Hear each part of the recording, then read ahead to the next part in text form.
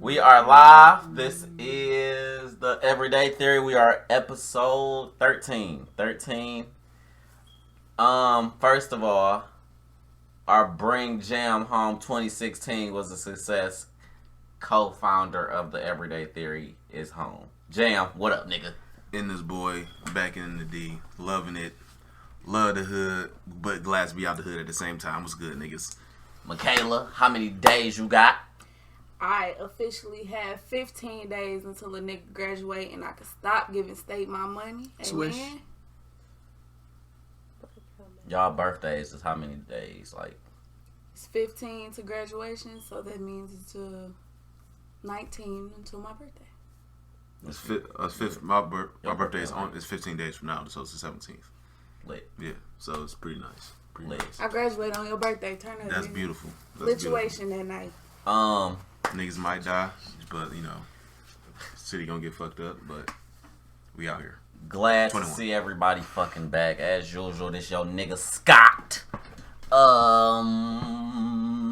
Hi, Ink. Oh, I don't hate white people. I forgot. I was going to say that. Yeah. I hate everybody.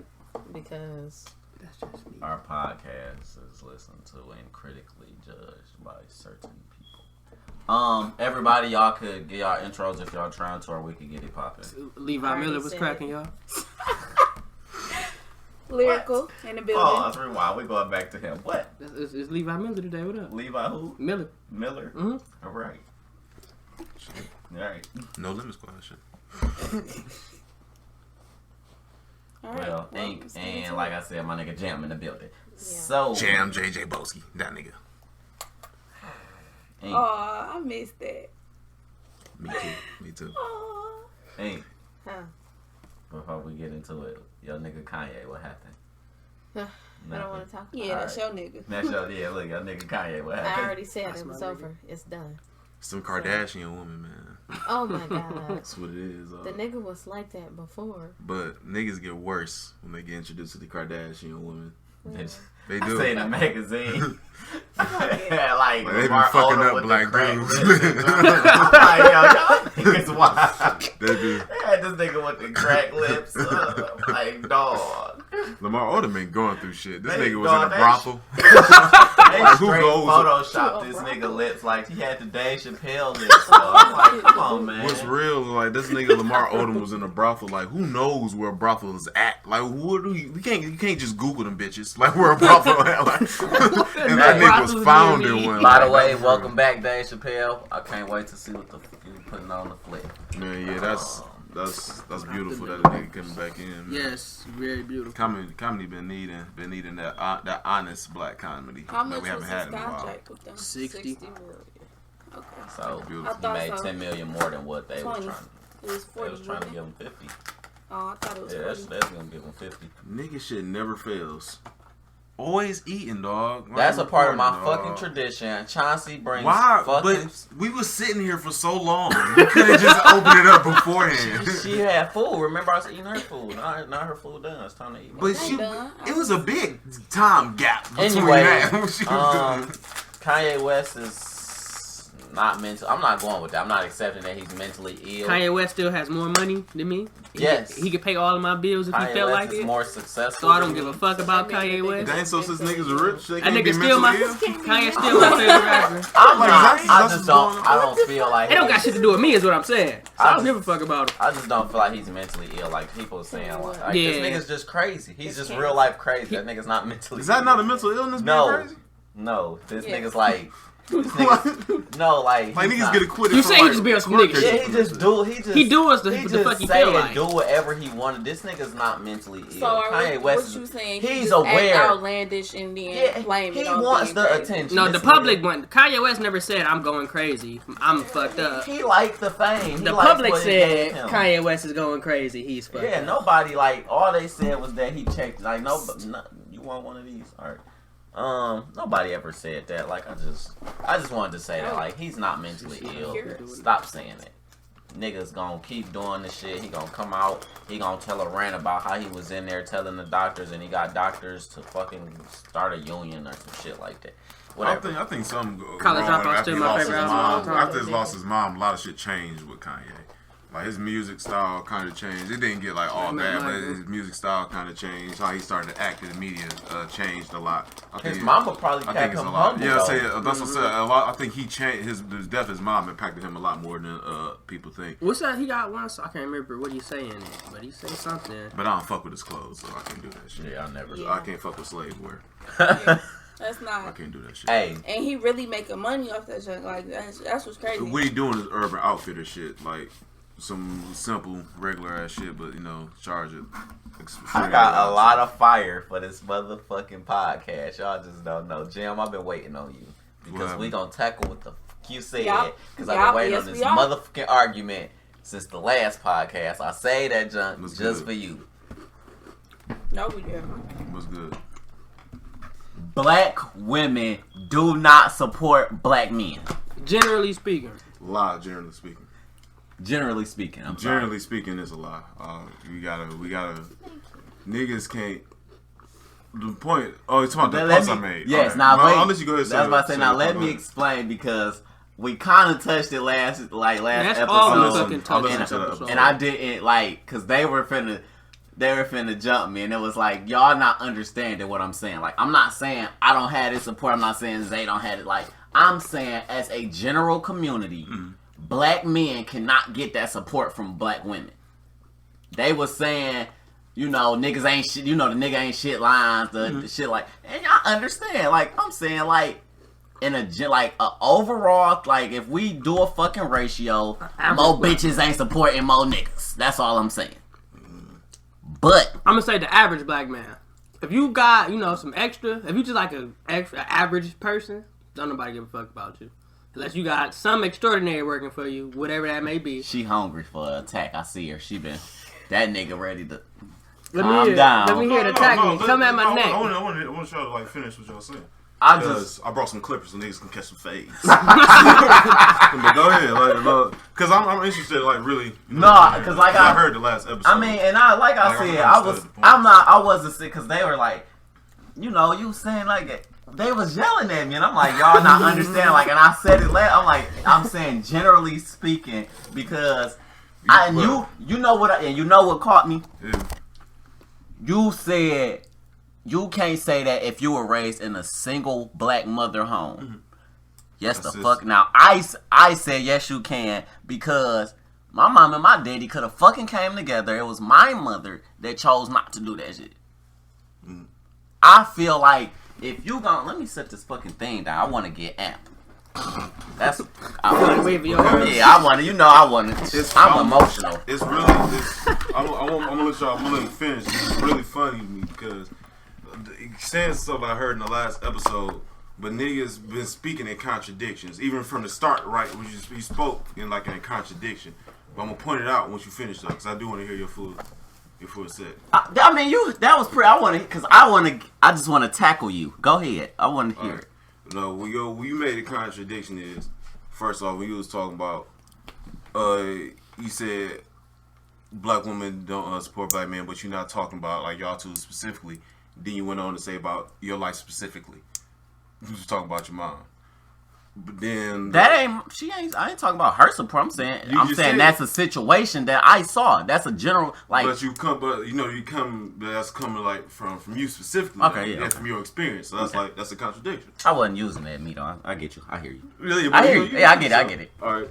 Then secondly though, all right, you say your mom and your dad could have came. Well, what do you mean by they could have came together? Because at the end of the day, who do you live with? Yo mama. Who is that? Yo mama. No. A black woman. A black woman. Nigga. A black woman. Ooh. Right. So a black woman still ended up supporting you. So we cannot. It's a great lie that black women don't support men because nothing in history that black man has ever done has not been helped by black women. Even we can go to the civil rights movement didn't happen. Really didn't get off his feet until Rosa Parks. Rosa Parks was the real spark that pushed the civil rights movement. Black Lives Matter is started by 3 black women.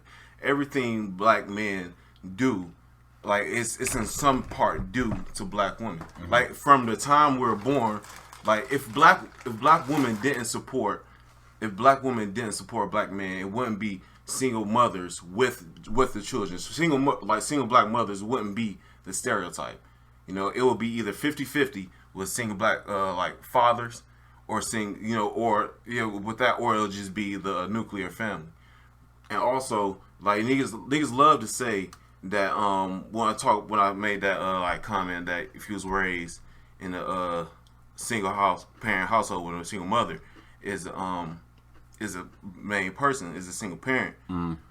But niggas don't like say like, oh yeah, cause or you say like arguments you said like, oh well, my mom could have did something different with my dad, or they put the blame on your mom. But like, what the hell the dad was doing though? Cheating, then being not shit. So I'm how? supposed to Yeah, hold on, blood. No, Hold on, blood. Let's finish. So you said cheating and not shit, right?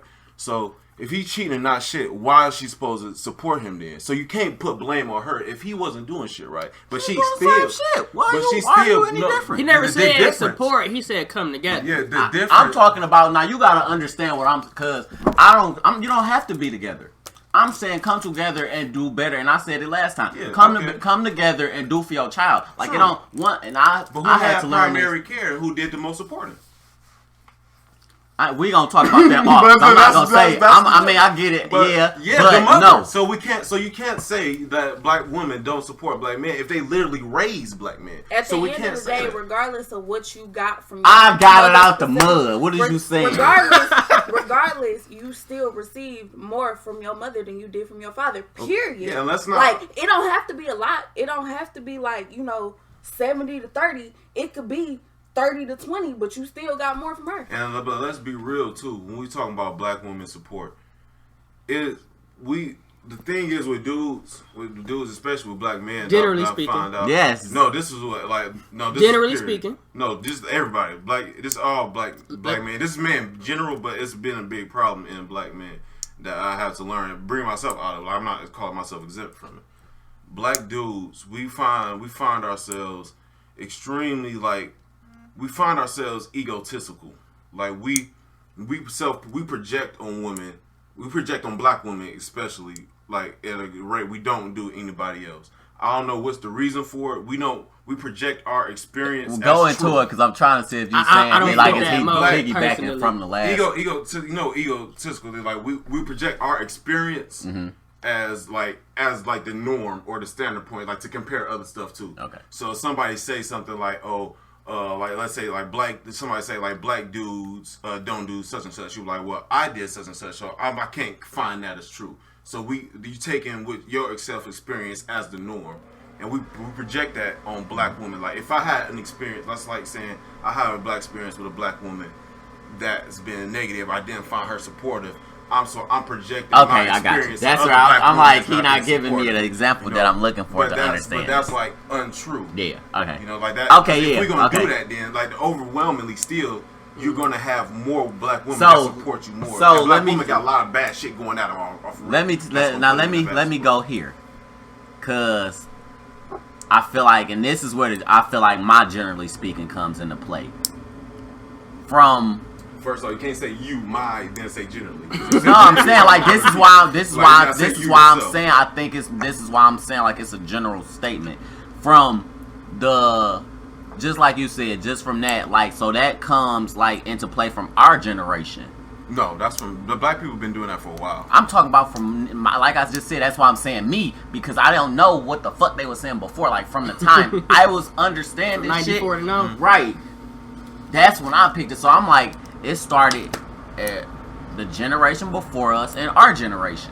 What To- like self-projection? to where- or what? yeah. That's what I'm thinking about, self-projection. Yeah, Okay. and I'm like, so that's why I'm like, that's why I keep saying, like, from my point of view, like, this is what I saw. So it's like, from what I saw and how just get down and how women get down, like, I don't see it enough. I don't see it enough to I don't see it enough to support you on what you're saying. Okay. But I don't want you to, because I told them the same. Like, I'm not saying it doesn't happen, because I got a corner.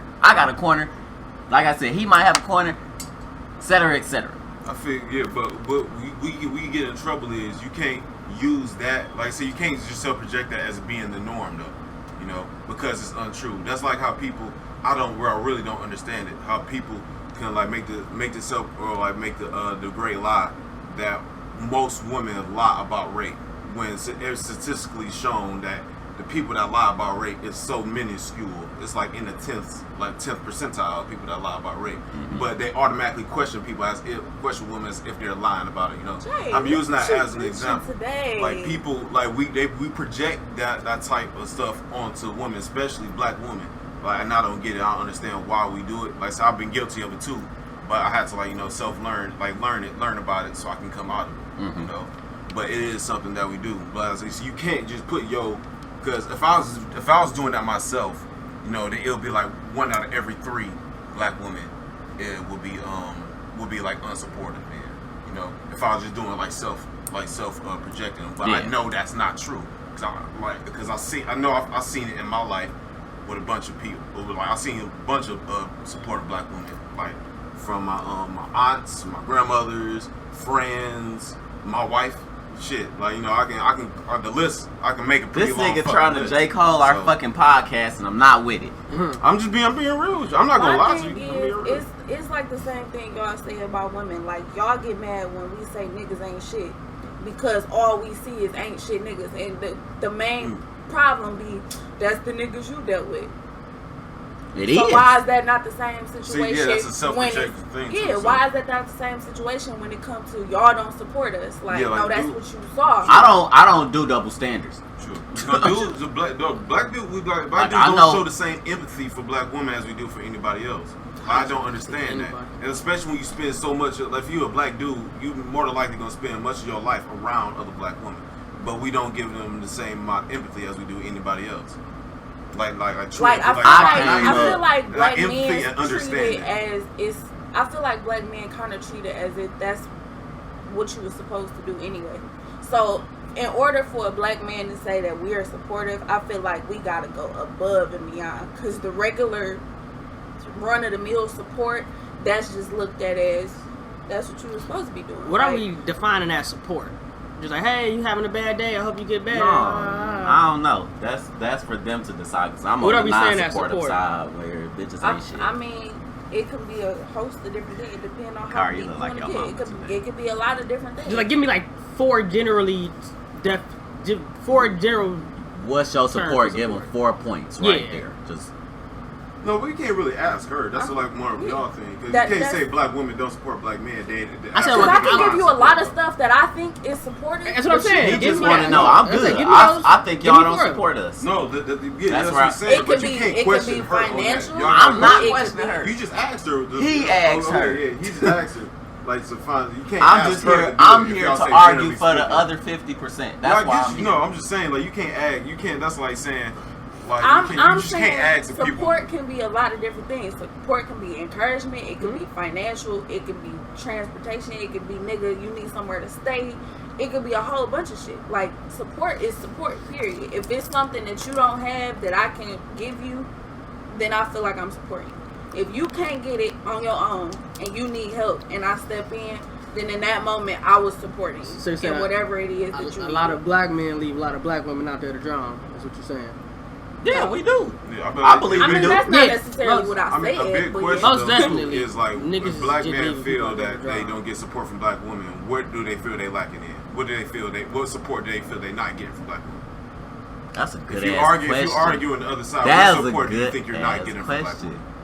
I can't answer that. But that's for real though, because I mean, if the argument is always y'all not supporting us, and it's a whole bunch of shit that we are doing, then what you ain't getting? Cause what is it that you still missing that you could say y'all don't support us? Like, is it emotional? Cause black men tend to not deal with emotional shit. Like, do you feel like I'm not supporting you because we not talking about your emotional shit? I feel like that's not just black, you know, like men. Like, I feel like we had this talk a couple. I mean, it's a man. It's a man thing, but it's even more in black men. Because like white dudes do openly like gay shit, or like they talk about their feelings. No, white dudes do like gay shit all the time, or they talk about their feelings. They a little open about their feelings more than black dudes. Black men shut down. I'm not trying to say like I want everybody to know I'm not trying to be exempt from that. I shut out. That's what I do. Get out. Yeah, you shut down. I want everybody to know like I'm not trying to say I'm exempt from that. What she say? It's the same thing. Hey, shutting people out and shutting down is the same thing. you over there looking like your mama. You be quiet. So I mean, you could say that.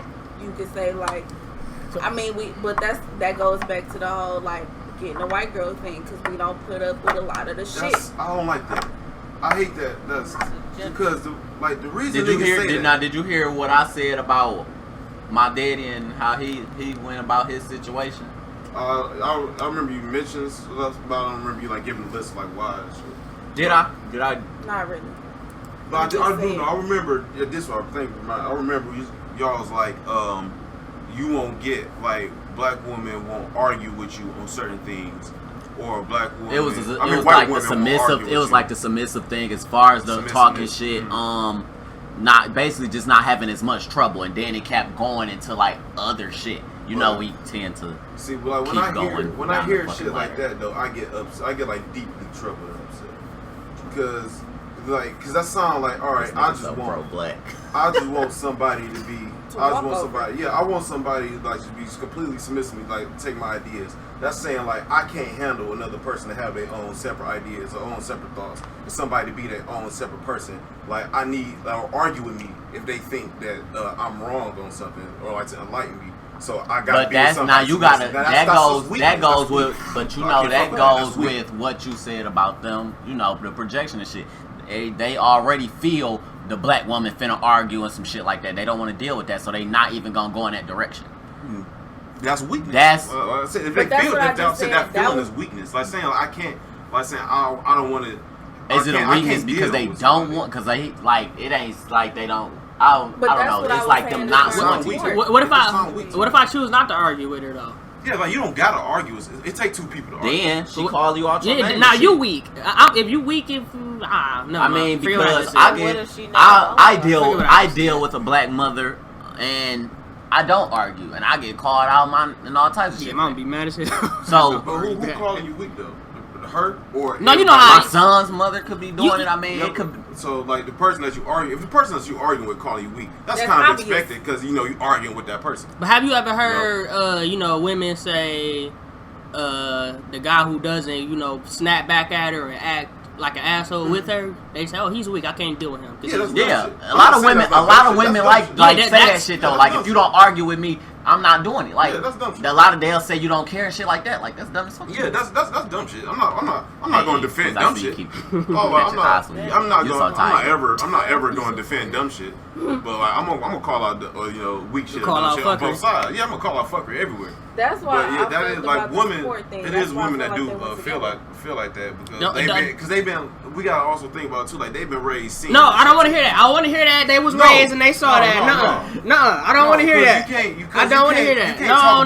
We've been tagging that for like 3 podcasts. You can't talk about one thing and I talk about how it happened. I want to hear that. I feel like all three of them come together. Like you can't say I feel like you can't say you don't get supported if you don't want to deal with somebody that challenge you. So if you run away from the person that's gonna challenge you, so let's go the route he just tried to go. I saw my mama argue with my daddy and shit like that. Okay. So either I'm finna put myself in a position to be my daddy and deal with that stupid ass shit he dealt with, or I'm gonna go this opposite route with these bitches out here not doing that shit. But let's start with that's a personal thing. Let him finish it though. Hold on. So it's like, and this where the black and the white, they go to separate ways or whatever because they hear white women don't do that or whatever race, whatever. I'm not gonna just say it's Jamm because I don't fucking know. So I go this route, and now I'm preaching to black men. It's better this way. It's easier. It's the submissive shit, all that bullshit that I was just saying. So that can help me get y'all away from there or whatever. But back to like me avoiding that. If I'm avoiding that and I'm, because I don't want to argue. Y'all know me personally. I'm not arguing. I'm gonna call y'all your names. Shouldn't be done with it. I don't like to argue. And if I was raised in a house where my black mother fusses and cusses and does that dumbass shit, and then I go outside and 3 out of the 10 on this block is cussing and fussing, okay, I got a big chance that I'm gonna run into this when it's my turn. And like I just said, you You said 3 out of 10. Like that's not a big chance. No, listen, because I got a chance of running into this again. Because in my surroundings, like those 3 out of 10, she had 2 girls, 1 boy. Whatever. They kids, kids, y'all black girls in my community, they don't do the shit y'all do. You two. They not like y'all.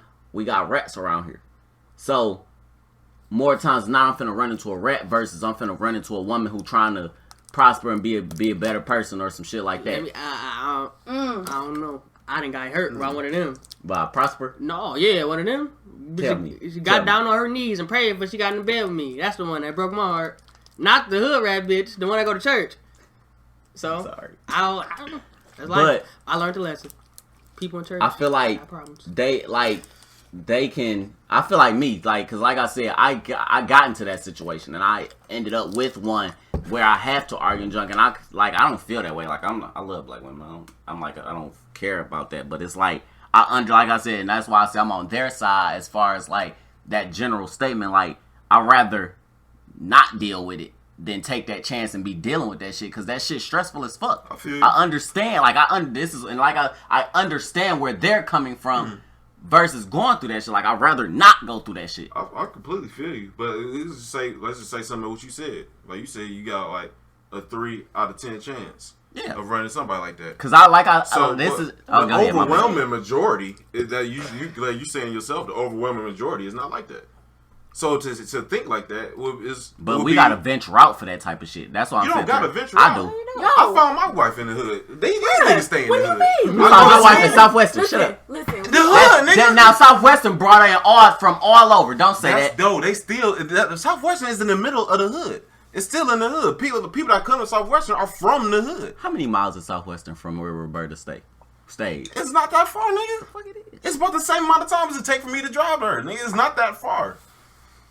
No, it's not, bro. Like, you stay in the same neighborhoods. So you can't necessarily say that, because the people that you say aren't like these rats are people that came out of the same neighborhood. Like, yeah, you probably deal with a lot of rats, but how many respectable women do you deal with that you met in the same hood? That you passed over for the rat because the rat was easier. So True. it's technically your fault. It's technically your fault for the stereotype. Because niggas do that too. Because if we're going to talk about black women not supporting black men, there's a lot of black men that overlook good women for hoes because they feel like it's easier. Because they throwing it in the dodecagon. You overlook. I understand that. I'm not. That's what you're saying. You overlook it. You get played by the hoe and then you blame the rest of black women. It is what it is. Because she's throwing it in the dodecagon. You like, I'm going to leave the bookworm in class and I'm finna go hit this bitch in the parking lot because she throwing it.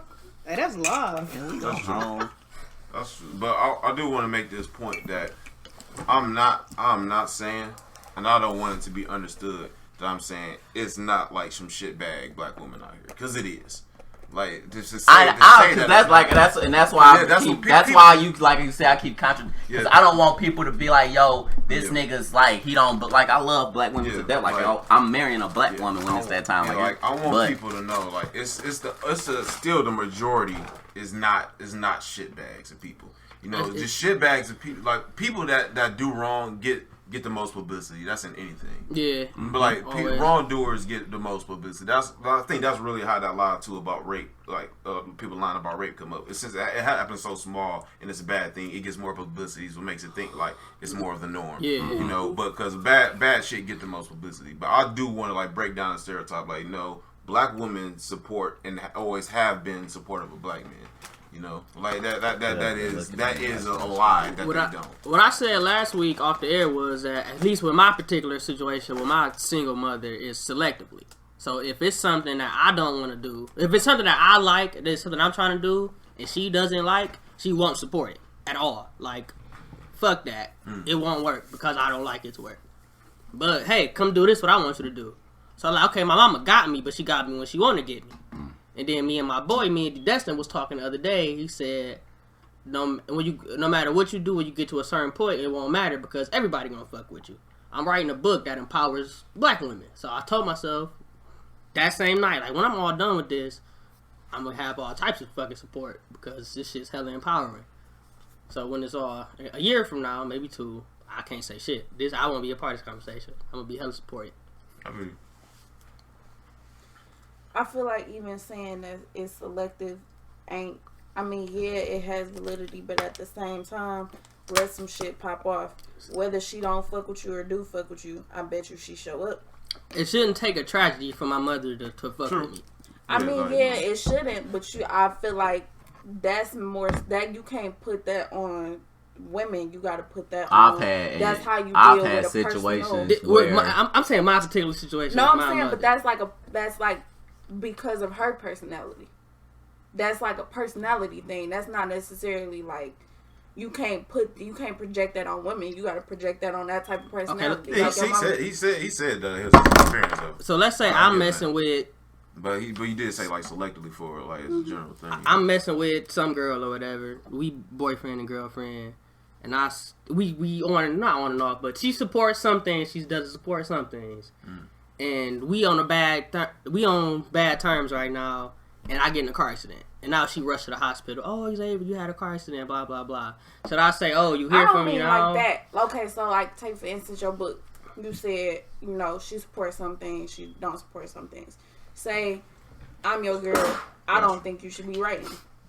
I don't think it's gonna go nowhere. I don't think it's gonna prosper. We wouldn't be there. Then I'd be like, you could do that if you want to, but it's stupid to me. You keep writing. I'm still gonna feel how I feel, but let you have a book signing. I'm probably gonna be the nigga helping you carry books, helping you do all the shit to set up. I don't want that. Back then, they didn't want me. Now I don't want that. I don't want that. I'm saying like I might not support it, but at the same time, I get what you're saying. But I'm still gonna be there. I don't want you to do it, but I bet you. Why would you not? I feel like you don't want me to do it if you're not supporting it. Why would you not want me to write my book? Because I don't feel like that mean when shit pop. So don't prosper when I prosper. Yeah. But she's still. I get what she's still saying. a part of the come up, though. Like, she's saying like don't. Because I feel like that's down into me though. Like that's gonna discourage me. Like here, take my mixtape. I don't want your mixtape. Now my album blow up. No, now no, that's not what I mean. Well, I understand. I understand and agree with y'all. I ain't like that example he gave. But I mean, that's no, like because I get what she's saying. I get what you're saying. I get what I do music and I don't like music, but you like I need help distributing this mixtape.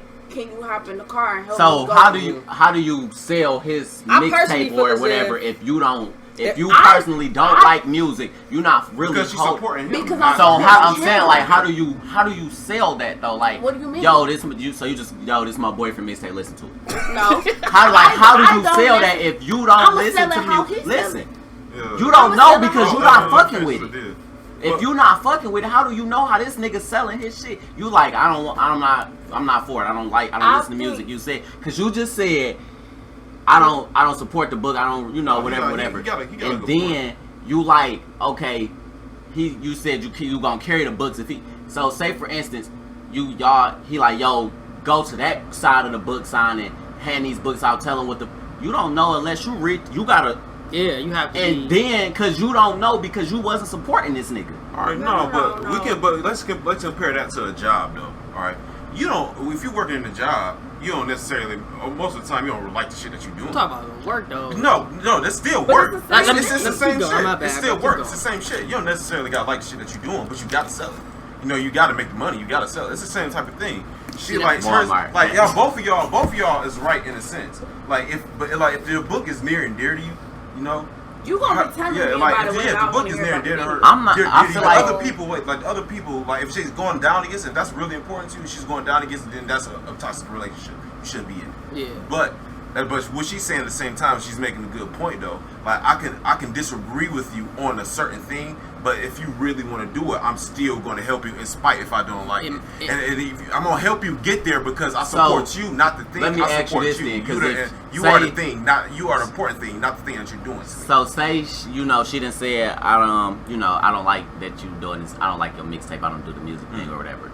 So from that time, because this is how I operate. From that time going forward, I don't feel like I'm gonna come to you and talk about it because I feel like the tone of that conversation and how that's you're not gonna make me feel like I want to talk to you too many more times. But first, no, he got a point. Like too many more. That's so. Say for instance, he got a good point. But I'm telling you, gotta talk to her about it. But you just said that. No. I say if it's really important to you, like say it is a toxic relationship. If it's really important to you, but let's say like this. I'm about to be a rap artist, right? Yeah. And my girlfriend don't like rap. All right, like she don't like rap music at all. She don't listen to it. So if I'm telling her I'm about to be a rap artist, she's like that's not really for me. But if you want to do this, I'm still gonna help you do it.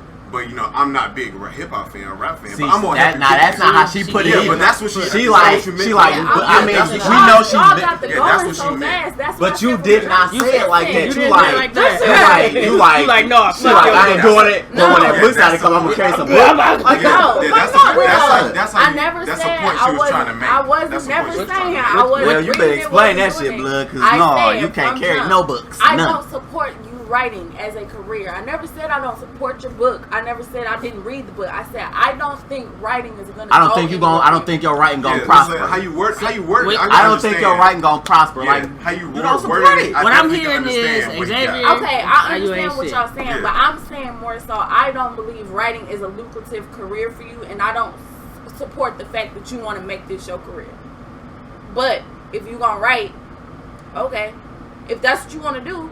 But then let me carry these books to this line and let me set But up now, these do you get where I'm coming from too? So say you just told me. I want to talk to that girl. I don't want to tell you about my day as far as my career. We gonna have low end conversations. My thing is, I never said that I didn't. You just down because now she said his career. You just down my career. I'm not talking to you about it now. I get what she's trying to say. Like she can, because they putting the emphasis on you, not the thing that you're doing. So like she can be like how I explained it with the rap thing. Like I think I'm too emotional. You putting the emphasis on I don't fuck with you and your books. I'm saying I don't fuck with that. You don't fuck with what I just chose to do for my living. You just said it's not that. Let me help you explain it, because like everybody miscommunicating each other. You get too passionate about it. We're not communicating it right. Well, I'm gonna say this. Like, she can't talk right. Yeah, it's like, so she's saying like you can still talk to her about it because she's getting excited because you're excited about it.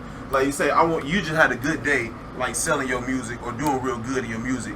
You want to talk to her about it. You know, like even though she's not a big hip hop fan, she's not a good rap fan, she's excited because you're excited. I'm a you're big you fan. Yeah, she's a fan of you. But like whatever, like she might not like there's something that's happened that you're doing, but she supports you through whatever. Like it don't matter. Like nigga, I'm here for you. That's the thing. Okay, so I got a real life example. I'm done talking about it because I'm still. I got a real life example. Okay, so I go to state. Y'all niggas know I go to state. I have niggas in my family that told my mama she was a fucking idiot for sending me to a university. She was dumb. She was dumb as hell. She shouldn't have sent me to a university. I'm spending all this money. Why the fuck she want to stay? All this shit.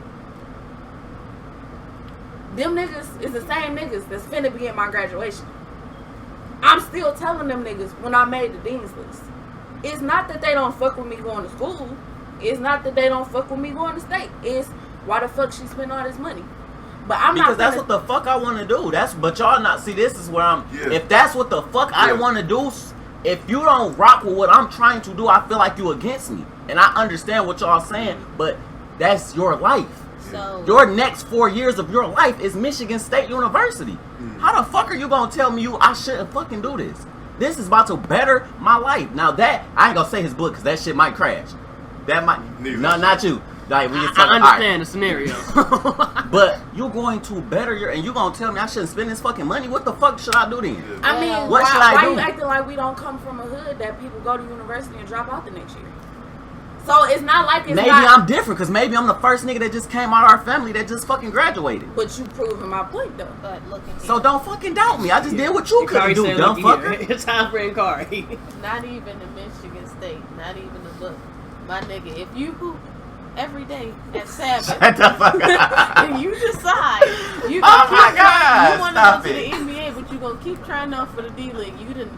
Okay, you can't support that nigga. I'm not about to support. I feel like that's a little harder to judge, man. Go ahead. No, fuck that. No. You going for 3 hours every day. Ooh, but that's it. No.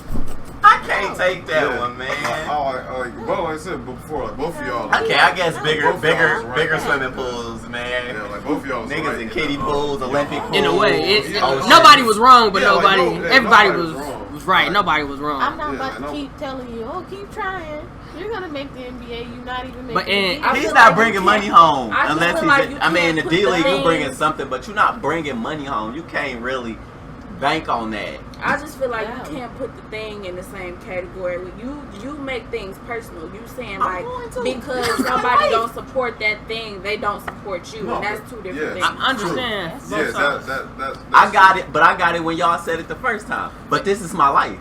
This is my life. If I'm projecting things, if I want to go fucking hoop, y'all better fucking support me. Oh yeah, but the thing she's saying, like, she's not saying I'm not gonna come to the games. You know? Hey, you're not gonna fucking support me in my next year. Just don't like it. You know, but I'm still going to be there for you, like, regardless. Like, I'm gonna still sell these tickets to your basketball games. I feel like that happens in everyday life. Niggas that dope dealers that got girlfriends, I'm pretty sure they don't like they niggas selling dope unless they just like the money that I know a lot. I'm saying they don't like the danger that come with it. They just like the money behind it. Yeah, it's like the same thoughts like with wives of police officers. A lot of wives of police officers don't like their husbands being cops, but they still support them. At the first moment this nigga started talking about the police academy, I was like, hell no, why, no.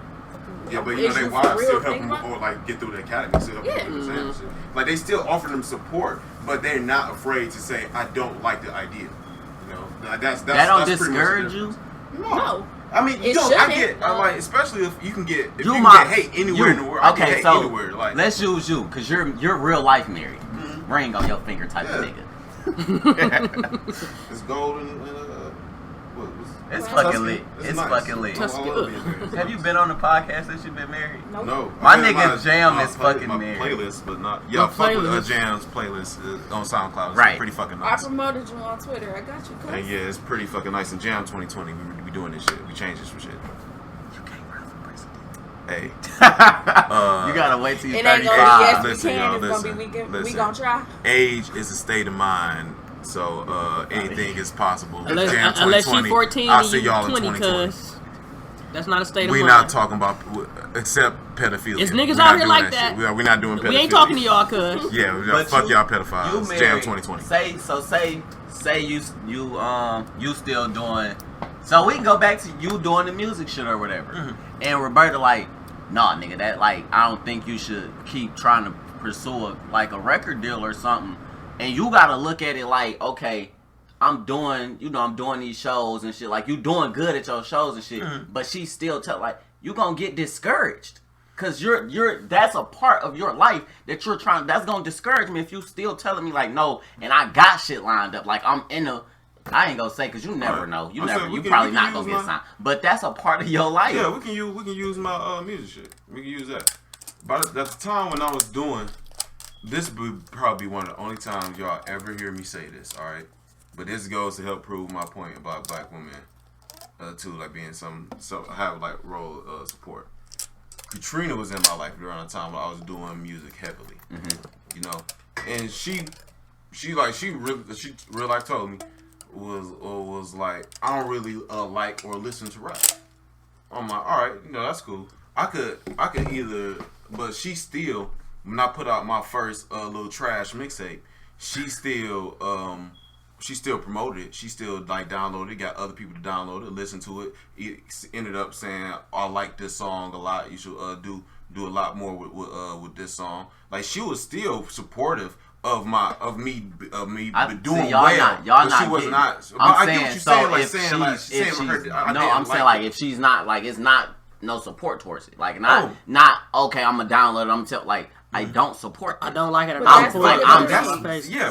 That's complete. That's different things from what she was saying. Nah, I'm not saying because y'all relate. She's toxic to like everything straight. But that part, the biggest part of your life at that point, because you would probably change up just like you did change up in life. But the biggest part of your life at that point, and she's like, no. If it's just no, brick wall ass no. If she's like, then she's unsupportive. Like nobody's arguing that point. Saying that if she's not giving any leeway to it, then that's not discouraging.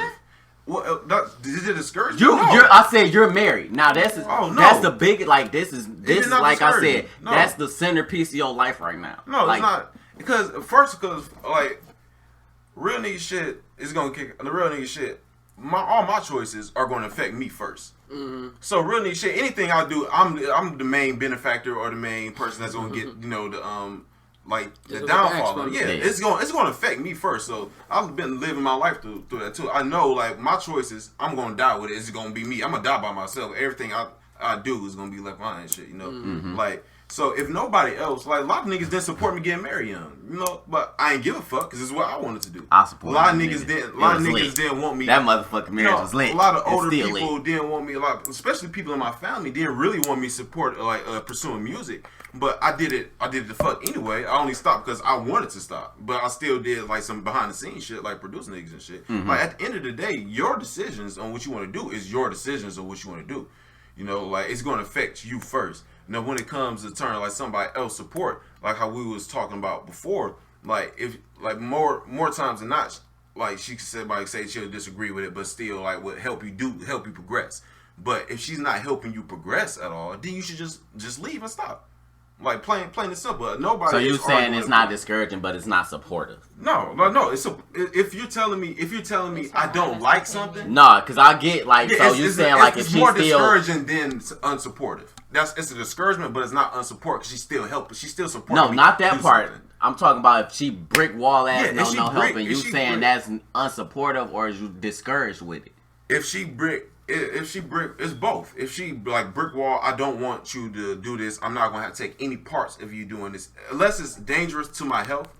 Like then I can understand that. But if it's not dangerous to my health, then I'll find that it's completely right. That's so you still at the studio, Jay? Yeah, like it's unsupportive. Right. So I won't that fuck with mixtape it. is fire, motherfucker. But I feel like at the same time, like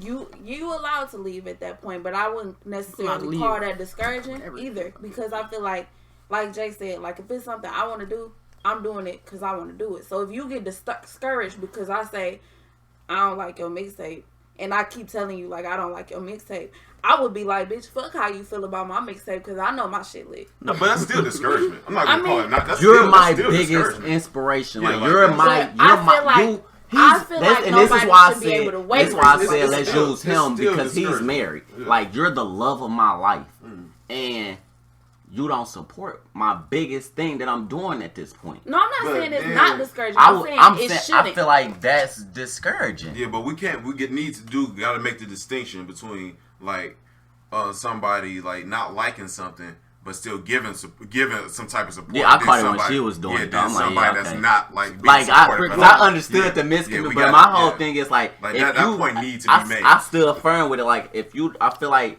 because I said it like 4 times. but I'm you emotional. don't But come I'm a Like grown ass man. Like, I can am. take I'm discouragement. emotional. Like Yeah. dog, You can tell I'm me, taking you can that tell me shit to I the can do shit. I chest. still wanna do shit if I want to do it. I'm taking that shit to the chest. Like you don't fuck with my shit. You don't fuck with me, blood. I'm gonna feel that way.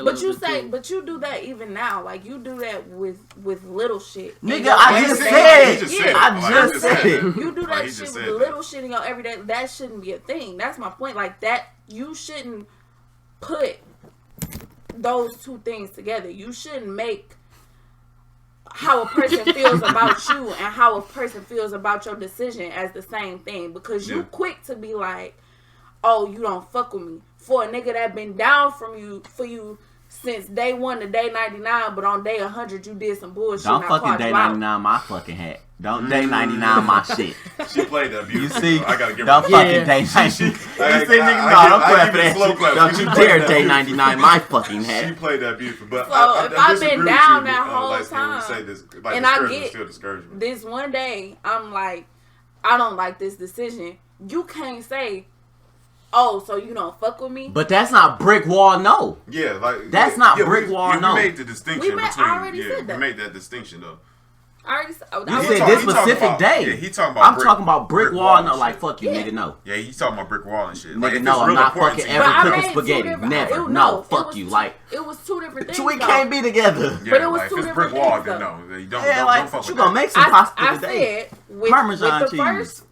first scenario, I don't feel like you should put them together. And with the brick walling, I feel like you shouldn't let somebody So you get you that discouraged. Like I don't feel like even if I'm What's your that wife, discouraged? listen, Because what's listen. that discouraged? even if I'm your wife, I feel like there should never be a point in time where you get to if a you point not, where hey, you want to give something you love. They set the bar. If you not my player too, you not my fucking player too. We gotta be real though. Like if you brick walling me, you're not gonna be my wife. Yeah. If you not player two, you not player two. And the woman should think about it the same way. Like if he's brick walling you, you shouldn't consider him to be like your husband. Like brick wall is not material to be. And you but do not do you but you don't grow with somebody. That's he not even saying if that's the.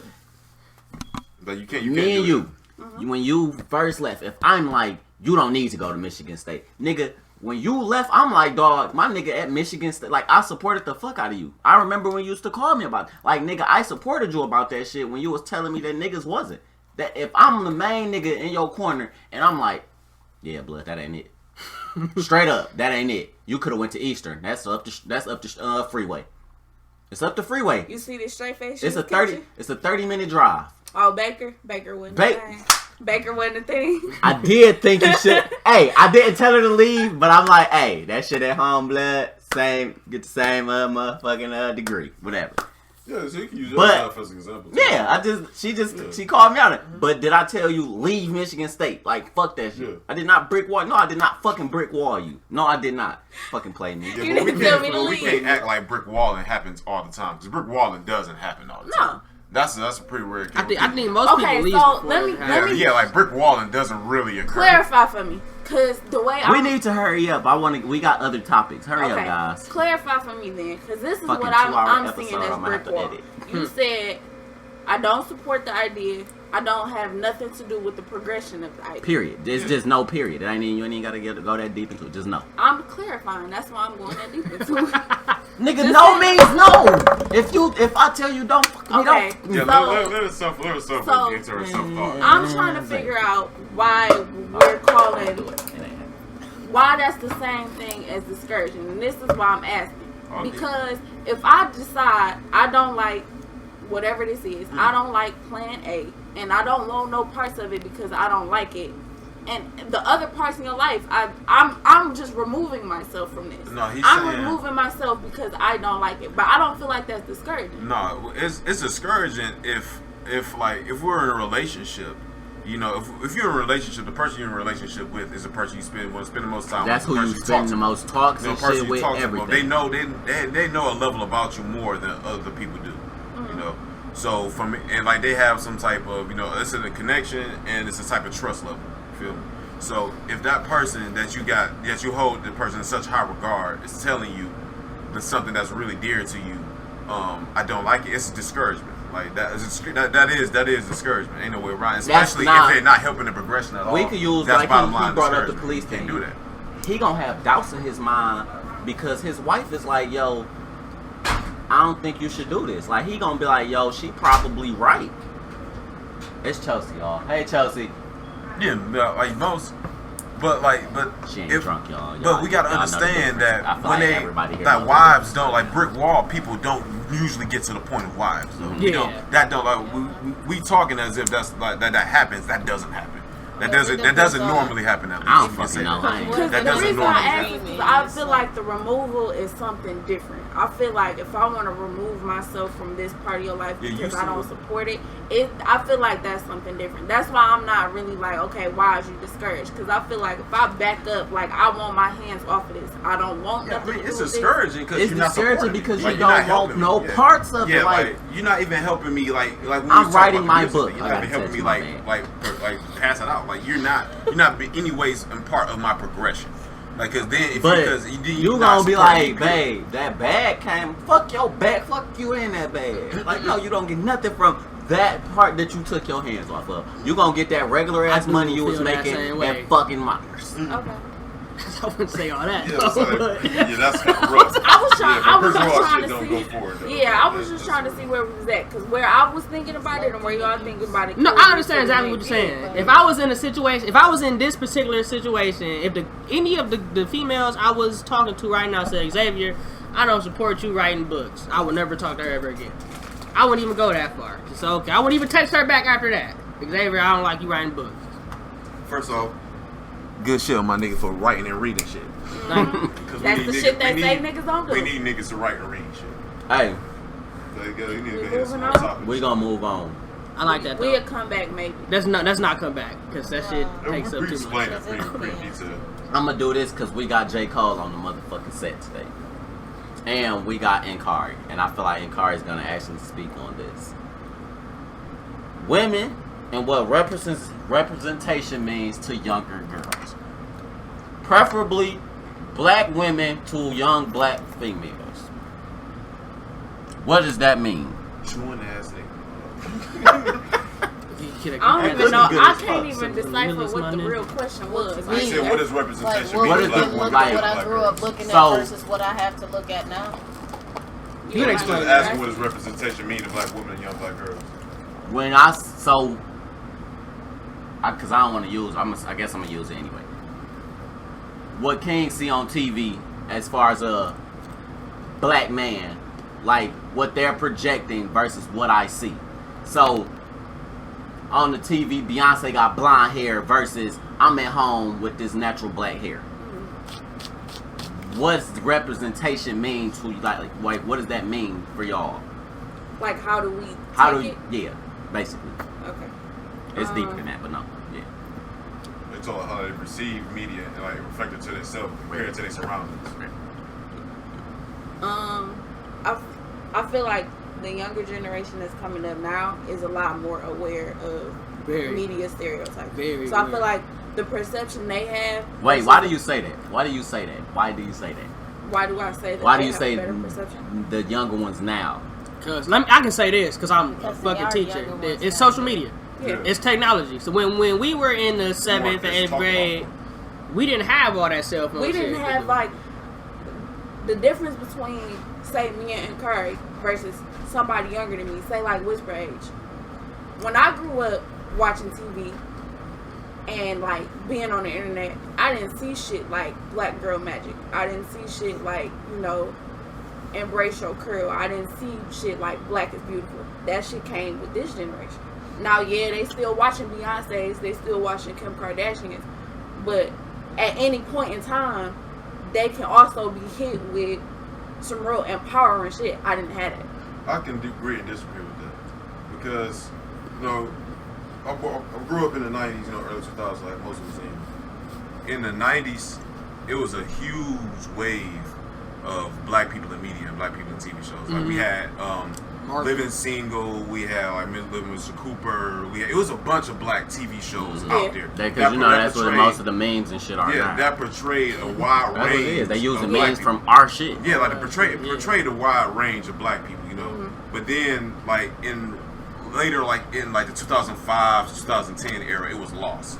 Like all that was taken away. Then now it's coming back. When the Flavor of Love came out. Yeah, it's coming. Yeah, like reality TV. That's what I mean. Reality TV pretty much killed that. Then like it's starting to come back now, but in a different sense. So I can't say like I do like black girls like around that time didn't grew up out there because they had that. Well, like Sister, Different World. They had like positive like portrayals of black women, but like part of the history was lost, but it is coming back. It's just coming back differently. I'm gonna fight that with. I feel like the portrayals but I'm not that we black had. Woman, so I can't say how. I feel like the portrayals we had when we were growing up were also.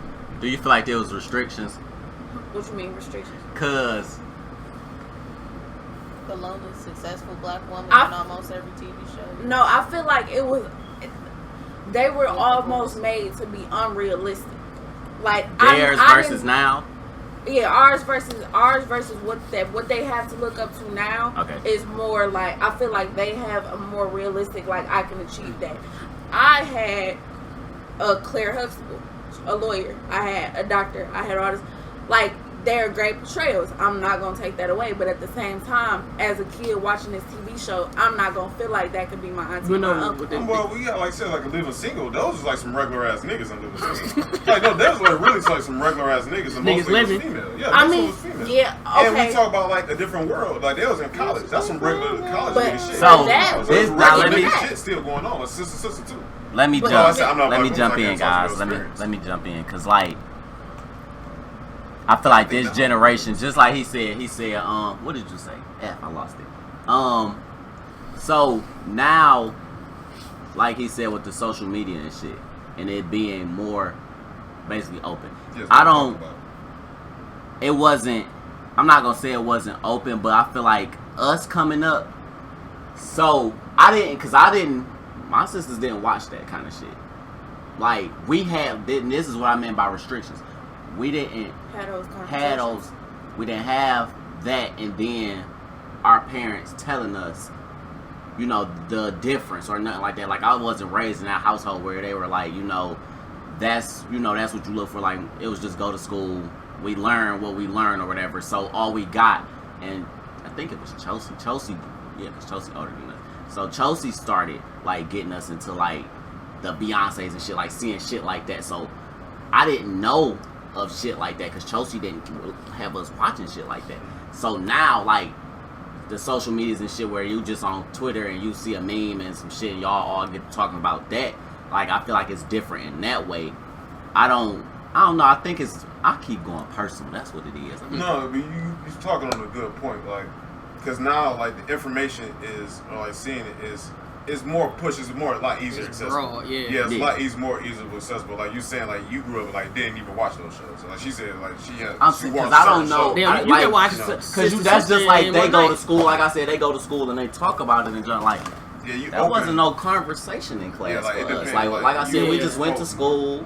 It was, it was what it was, and like it's so much more broad now than when I was in school. Like I didn't hear, and like that's what I'm saying. Like the representation, like they know representation. Those kids know everything. When we came up, computers, like we had computers, but internet was just becoming huge when we came up. They have everything. It was like even because we had the MySpaces and shit. Like we wasn't looking at shit like that though. We were just like kind of testing it out with each other. Social media didn't really boom until 2008. That's when social media really boomed. Yeah. That's when I had its real birth.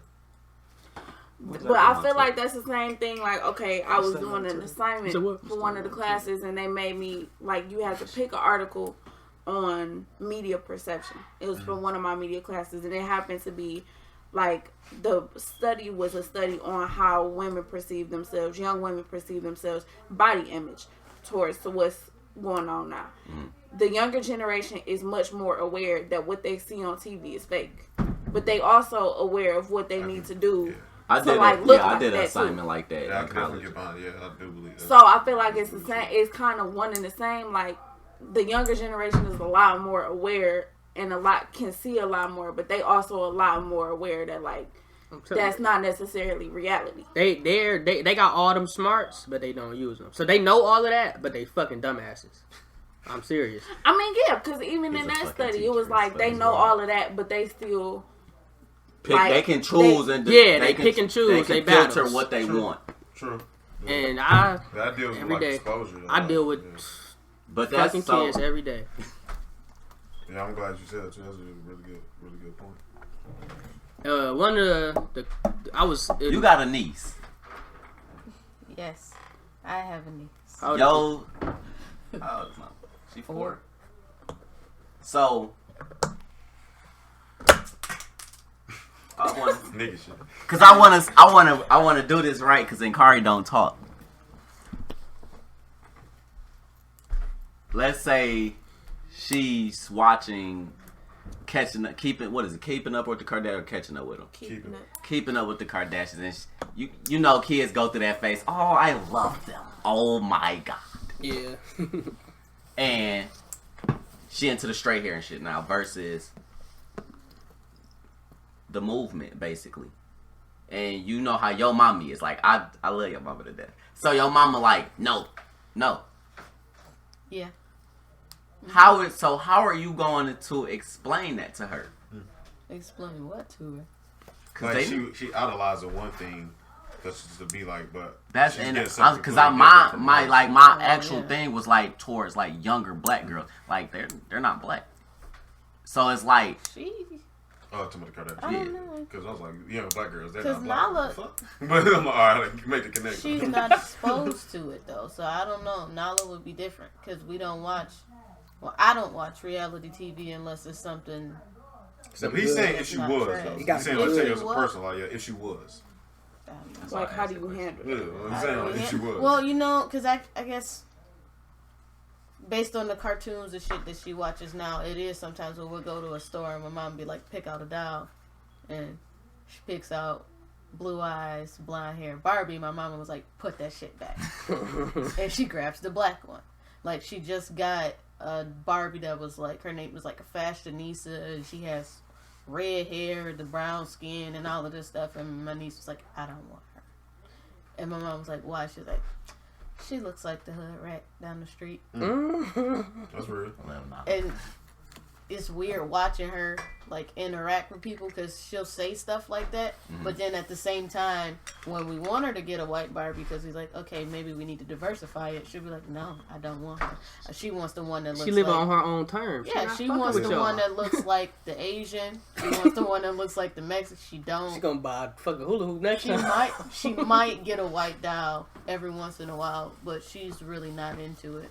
Like they had to speak at the parent-teacher conference. And who, the my kids? sister, no, my sister. So I'm like, wait, what? Well, that's not what I meant. That's not what I meant. It was parent-teacher conference yesterday, and my sister called, and she was like, who talked to her about Donald Trump? Because they said something to me about it. I said, what did they say Nala said? They said, well, Nala said that Donald Trump doesn't like black or brown people. So I don't like him. And my sister was like, okay, and they were like, well, she can't say that. And my sister was like, why? You guys, this is because she's talking to a white teacher. She's like, you are a white teacher at a predominantly brown school. It's mostly Mexicans, Puerto Ricans. It's a few black students, but this school is diversified. It's no white people in that school at all. Why can't she speak? If that's the truth, because that's what she's watched, you guys watch, and she's heard that, why can't she say it? And then we got the times where we wash her hair, we brushing her hair, and she don't want it curly. Sometimes she wants it curly because she wants to look like it's a character, the Bubble Guppies girl. Some days she wants to look like Nicki Minaj because she refuses to say anything with an M right now. She's in the phase. So I don't know. Now she's a different. Well, yeah, I think we do. I like her resilience because we do. I think is real bad. We restrict children on both sides. You know? Yeah.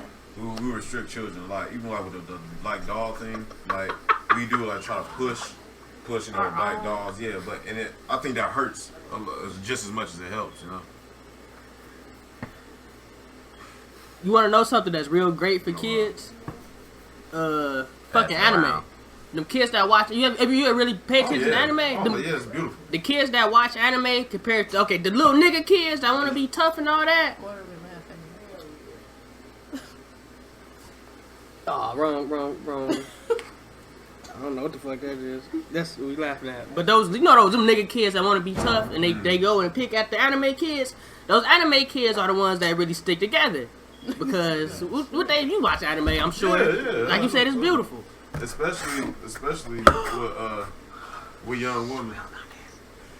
Like what people, I don't understand what people don't get. Like is with the studio Ghibli. Like that has a way bigger, positive impact on young girls than any of the Disney movies does. Like original Disney movies, so all their young princesses or all their women are really independent and strong and do whatever like the hell they want. That's true to a lot of anime though. A lot of women in anime sometimes they over sexualize though. Yeah. Still are very independent. Still do whatever the hell they want. Are still like lead main characters. But when we look at regular American cartoons and shit, women are still the sidekicks or need to be saved. So I definitely get your point when we talk about anime, and it does bring a togetherness that it hasn't really been shown. It's those like I said, those nigga kids. Yeah, they tight. Like they make up the blurred community. The blurred community is tight as fuck. But if I ever have a child or children, they will watch anime for obvious reasons. Yeah, I just don't believe restricting children in anything. They need the exposure to absorb a whole bunch of different shit so they can make their own. Stick your hand in fire, you pull it back when it get back. Hold on, y'all. I just want everybody on the podcast to know Scott might be the most selfish, greedy motherfucker you ever did see in your life.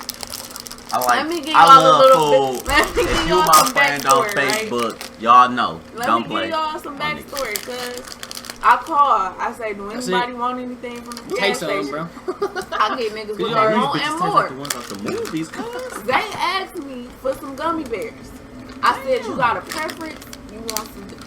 While I'm at the gas station, I pick up the gummy bears, and in my mind, I'm like, don't do that without getting Scott some Lifesaver gummies, because he gonna be a nigga about it when he see this gummy bear bag come out. Now, mind you, he got his gummy bear bag way before I handed Zay his gummy bear bag. I forgot it was in here. I look, I'm like, oh yeah, this nigga did ask for gummy bears. Everybody else asked for juice. And I still got you some extra shit, but you looking at me crazy. You asked for juice. I showed you juice and candy. Because I gotta edit. I'm gonna have to edit that part too. Niggas don't like nigga shit. Got some more topics for us? We could, yeah. I mean, I'm surprised y'all niggas ain't here with some relationship questions. I'm married. Like, what's privacy? Like, do you have privacy in a relationship? Do I have privacy in my marriage? Does a marriage have privacy? Not how long have you been married? You could be even on a boyfriend girlfriend level. Like, do you what's private? Like, what do you have? Like, what's the boundaries? The boundaries is whatever we agree to it be. Like, if I'm not saying this is something that's private to me, then I'm leaving it up to the assumption that it's not. You know, so you just gotta discuss and say what you feel is private. Like, I like certain things I do like to do alone. Like, I like to just read and sit, like, be like nobody around me. Like, that's kind of like my little privacy thing. I'm alone in my thoughts. I'm alone in my book with that. Like, this is where I get like most of my stuff. I'm focusing on me, so that can be like my privacy thing, you know. And like, Roberta could come around and say she want to chill, or your beer just like, I kind of like right now, you know, I can let her know like this is my time. I really want to be like alone and sit and shit. Like, this is my private time. Like, all right, cool. We're gonna respect that shit. So like, if you don't talk about what's gonna be private and what's not going to be private, then it's left to the assumption that, you know, nothing is. So you just got to talk about it. And but if you go on one way, like, but you just can't like switch up a behavior and not expect. Like, I feel like if from jump you say, "Hey, I don't like people touching my phone," yeah, then you can't be mad. Like, okay. I mean, but yeah, because she said this boundaries being set. You know, I feel like if you say like, I don't feel like I need to tell you where I'm going all the time, then okay. If I ask you where you're going and you don't answer, I can't be mad that you don't answer, because you told me from jump, like, I don't really like having to answer to people. Yeah, you just gotta set your boundaries. Oh yeah, to answer the question, but yeah, we've been married for a couple months, but we've been together. This month is our 5th year. Alright, so when you was like, what made you say, when you went and bought the ring and locked the decision in your head, like, damn, I love this woman, I'm gonna do it. What was the defining decision that made me want to marry her? Yeah, that locked the thought in. What made me want to marry her, I seen when I started to think about how my decisions affected her. Like, so she became important to the way I act. Yeah. When her happiness became a part of my happiness, I started to see it. And like just that's probably one of the biggest parts. Is like seeing her happy, like, gave me a lot of joy. And like relying on her for certain parts of my happiness. You know? Because being happy is like my main goal in life. Like, I don't really. Why wouldn't it be? I don't really need to be like rich. Like, people main goal like to be rich or like be famous. So I don't really care about that shit. I can just like live very minimally and be like happy as fuck. Like, all I care about is being happy also. So when she put herself to be important to my happiness, I'm like, all right, this is the person I need to be with. So like, for me to be happy. For me to be like truly be like who I am, I need to be with this person. So I'm like, this is the right step for me to do. How did you propose? How did I propose? Yeah. We went at the mall. Yeah, we I was there. I recorded. Took her to the mall, acted like it was just a regular day. Then took her like to the main part in Southland, like behind the Macy's, where that. And, they got the little yogurt stand. Yeah, with the yogurt stand, like in front of the PacSun and everything, and I proposed right there. Bought the ring, got on one knee and all that. Some videos on Facebook too. Hey, Gucci didn't get on one knee. Yeah, Gucci did the hoodest Gucci didn't get on ever, dog. That shit was so funny. That nigga said, that nigga pulled out the ring like, he put out the ring like, huh? I'm like, take it. Like, come on, Bill. Like, quit playing. Come on. He grabbed her hand and everything. Like, quit playing, Rick. Here, take it. Like, you gon' say yes. Do you say yes to that? Hey, Gucci be like my favorite rapper. If he don't get on one knee. The fuck? And so if he don't get on one, disrespect it. It's funny as fuck. Y'all in front of thousands of people. That's a personal decision. If she not the type to care about you getting on one knee, I don't care if I do that bitch ass. Don't tell me no. Man, you see that motherfucking ring, dog? Handed her the ring like he just handed the nigga before that the fucking Rolex that he gave away. Fuck that. Okay, my thing with that is I don't think I'm gonna be as mad about the presentation probably until way, way, way after. Then I'm probably gonna look at it like nigga, so you couldn't get on one knee. But at that hold on. It was at the Hawks game. Courtside floor seats. No, Atlanta seats, you know how much the fucking courtside seats is? That's funny. That's funny as fuck. But that's not the thing. And these white ass pants, you think I'm finna get on this sweaty ass floor and these white ass pants for you? And this red ass hair. No, we gonna do it when we get home. If you want me to redo it, I'll do it. You already said yes. I mean, I can understand, but it's not. It First of all, we talking Gucci and regular nigga. We talking Gucci. Yeah, we talking about Gucci, man. He's a hood nigga. Like I could for him to get down on one knee would almost be out of character. Like he is a hood. So he nigga. did the Gucci thing. Yeah, he did a hood ass proposal. Hey, I'm not hating on the proposal. It's funny as fuck. But he didn't go out of character or some shit. Like she still got a nice ass ring. If they still both happy about it, then fuck it. Like we think if they still happy about it, like that's how I feel like. And Cardi ain't playing that. No, Cardi ain't playing it because she want that certain standard. Okay, so look, but it's funny as fuck. I feel like I'm gonna be more excited about the fact that somebody wants to marry me than they did it, how they did it. Like the fact that you took the time to propose to me, like you want to spend the rest of your life to me, is dope. Like, so I don't think I'm gonna care how to feel. Like, nigga, you can stand here like, hey, you trying to get married and you hand me the ring just like this, and I'll be like, fuck it. Yeah, the action of the proposal is way more than the significance of the proposal. If you tell me no, I'm never gonna talk to you again. I'm gonna be like, nigga, don't you can't come back. You can't. That's the biggest L. You can't come back. Yeah, like, a lot of people go back, man. Like I'm gonna try again, Maybe I need to do it this way. Y'all niggas not with that. So if Roberta would have been like, no, you would have been like, fuck it. I mean, y'all never got so you just not talking to her? Together? Nah. No? So that's it. It's make or break at that point. At that point where, because, you know, it took me a lot to get to that point, to understand her significance, in my life. But if that significance is not shared both ways, then it's going to be unhealthy for me. And imagine how I can't continue, because she's so important to me. Like, I can't continue to try to make her something she doesn't want to be, because I would love and respect her too much to try to do that. So I imagine, can't do it. Shake my hand, man. Imagine how awkward it'd be though. You down on one knee, looking at this girl in the face, and she just got there. But it's embarrassing, all that, but that's not the main thing. The main thing is like, okay, so I got a question. You know you can still smiling because did you wait to do everybody? She said yes though. So do you feel like you needed to wait until you felt like, was she talking about marriage before you? Well, yeah, she talking, because at first I didn't even think about marriage. Like I had that in my mind a long time. Like I don't give a fuck about marriage. No, I'm saying marrying you. Oh, her, by me, us marrying each other. Did we have that conversation? Yeah, we had a conversation. Okay, so my question would be like, do you feel like you have to wait until your significant other has already expressed that? Because I feel like as a dude, it's smart to. I would wait until she's making mention of, not necessarily like hinting, but I would wait until I knew that she wanted. So y'all gotta have that conversation. I mean, ultimately, it's up to the person. I feel like I wouldn't do it if I didn't know she wanted to marry me. If I was still doubtful on whether it could go 50-50, like she could say no or she could say yes. Yeah, but niggas be feeling like they 100% and they still get turned down. Yeah. So like it's a thing. Like it depends on the person. I would still think it's smart to talk to them about it. I don't know, because I feel like if you feel like it's a feeling process. I feel like at the same time, I feel like you know. I knew it.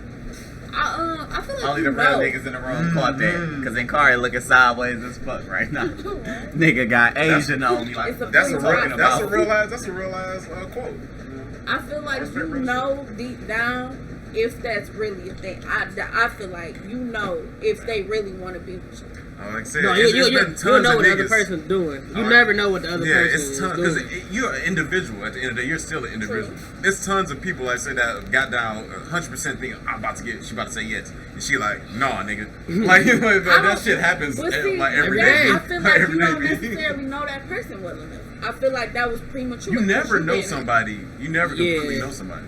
Like, I've been with Roberta 5 years, and we still find out new shit about each other.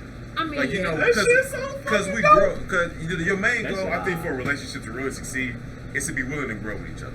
Is to be willing, to learn with each other and love each other enough to accept, what you learn about the other person. Unless it's something like really big, like a person's rapist or some shit. You probably can't bounce back from that. You can't bounce back from shit like that. But other than that, you like it. The most relationships that last the longest are people that grew together. Not people that's like think like, oh, I think I know you better. I think I know more of this. Like, think they're some like notch above.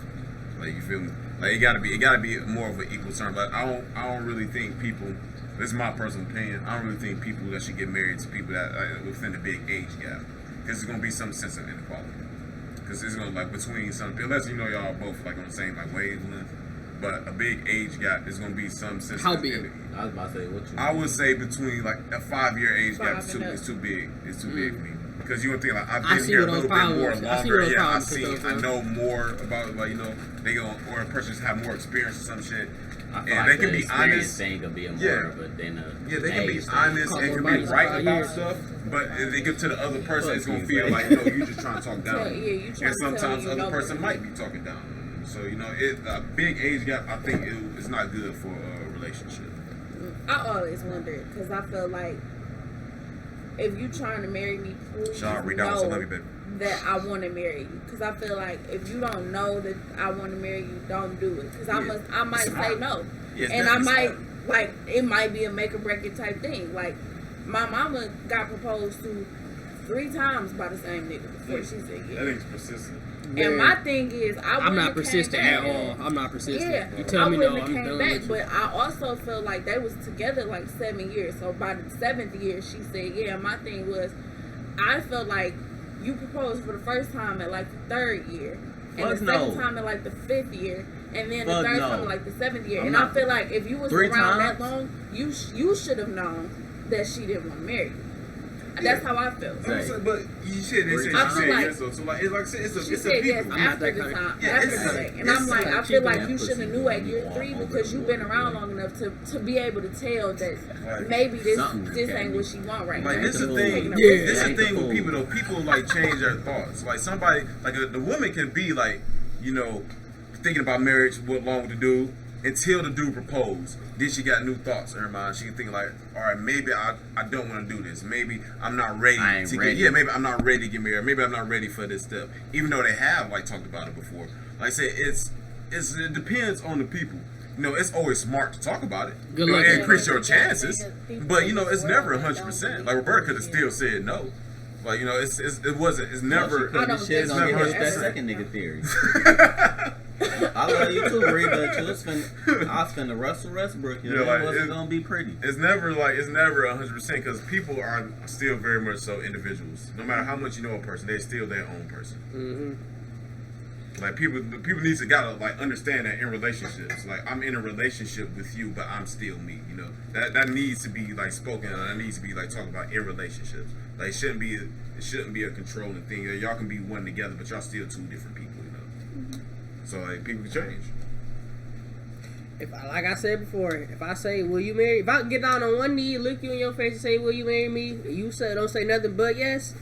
Either get your shit out my house or I'm getting my shit out your house. Yeah, to me ain't no comeback. I don't understand how niggas can do that again. That shit's nerve wracking. I did this shit. That shit is nerve wracking. I was still 100% sure she was gonna say yes, but I'm still fucking nervous.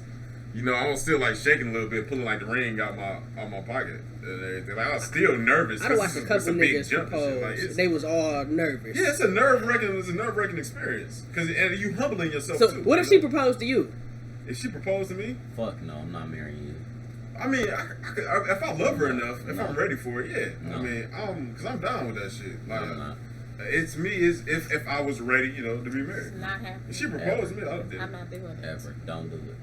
Women don't do it. Hey, my boy said my same age as me. He said a girl asked that tried to marry you. My thing with funny. the women doing a proposal, I feel like, and I could be very wrong, but I feel like women proposals look like I was waiting for you to do it, and you took too long to do it, so I'm gonna do it myself. Yeah, I don't agree with that because that takes the power of individuality away from the woman. Jamm. That's saying that she's she's just dependent on you, on the dude, to take that step. If she's ready and she feel like you're ready, it's the same type of shit. Like if it was a dude, if she's ready, she feel like you're ready, so she want to take that step. Like, all right, cool, I'm for that shit. Like, so she's still a person. If Ro Beezy would have mauled you and I recorded y'all at the mall, she didn't want need you. If I was ready to be married, like that moment, if she did it instead of me, I would still take it. Yeah, because I was ready at that moment. I'm not recording that. I was, because to me that's shaming. That's saying that's putting all the control on the marriage to the man. At the beginning of the episode. To the man, no. I believe fuck double that. standards. Okay, Yeah, and like I said, I may that's be the only very one we wrong found in the that. one. But at the same time, I feel like this is one societal standard, one stereotype that I can't say I'm fully okay with. I can't say I'm fully okay with a woman taking that on. Yeah, I don't want because her I feel like on one knee to me and asking me that. Because I feel like historically that's been historically that's how that has always gone. Like First off, under Not only have I been waiting under for whatever, your ass to say and then something. even Right, then. And you gonna say no? She getting up throwing a little pause. No, I can see Ink throw a little pause. Even in the even Look if at her you want to hands, take man, it she throw a further, little like pause. even in Serious. religion, like if you want to go to Christianity, like they Little always puppy talk about pause, the dog, man I'm being the crying. head of the household. So it's like, okay, I feel like even in that, a lot of Christian women shouldn't even be okay with that because that's pretty much taking the doctrine and being like, okay, we just gonna bend this a little bit. Yeah, I want to make clear, I'm down for everybody doing whatever the fuck they want, True. Like I believe in what you believe. Yeah, in. You feel me? as long as you being happy, and if you contributing to my happiness, And keep your bullshit away from yeah, me. as long as you At the end of the contribute to day, my be happiness, or you contribute to your own happiness, you're not hurting nobody. Do whatever the fuck you want.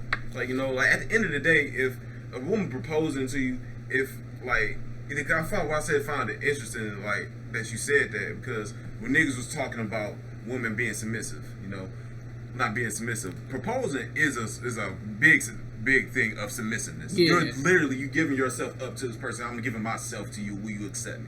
That's literally like one of the ultimate forms of submissiveness. But you won't accept a woman giving you that ultimate form of submissiveness. Like I think that's like degrades womanhood in a sense. Like I think that I don't give a degrades fuck. it. Like Don't do that. If you then it'd be the same thing as saying it's degrading men to do such. Because you put especially saying just like like men you are said, so that's strong. tradition. Like it was. I don't know. Fuck traditions. Hey. Traditions been fucked up for all the history. Like that traditions stop people from doing what they want. True. Traditions restrict people. Traditions stop people from thinking certain type of ways. That traditions block you in. Like fuck all that. If you want to do some shit, do some shit. Don't let nobody tell you no. I want to achieve or do a whole bunch of shit that I've done in my life. If I just went by like traditions or such things like people in my family typically don't do. Fuck all that shit. If you want to do some shit, do some shit. People going to disagree with you no matter what you do. If you do the right thing, if you do the wrong thing, if you do the popular thing, you do the unpopular thing, you're going to get disagreements on either side. And at the end of the day, it's your life. You got to live with however it's going to make you most happy because you're going to die by yourself. So might as well live how the fuck you want to live. I agree. So fuck that shit. Do what you want to do. Y'all niggas remember when Jim Jones' fiance did that shit? Motherfucker. How many years ago was We that? talked about that too then. Yeah, If it wasn't on the show, it was after the show.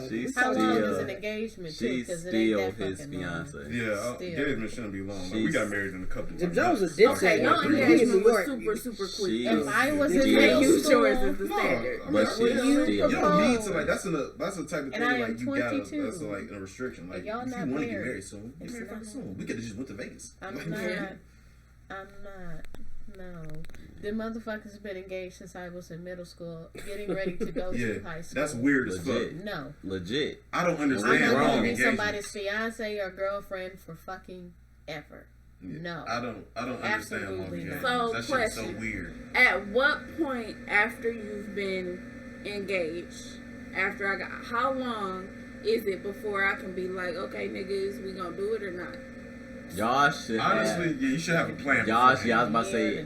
Okay, but you. Because I'm gonna present my plan to you after I've. You know you about to get all types of crazy. After you said jail, I'm finna tell you. Okay, look. After that, I plan to have this much money to do. Because I mean, we gotta pay for the rent and shit. We gotta. So this is what we need. Because I don't. You know that depends on y'all living situation. However, everything go.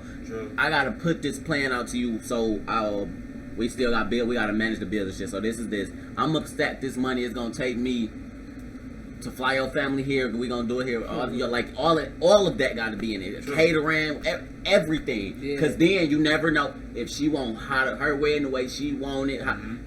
Everything got so you.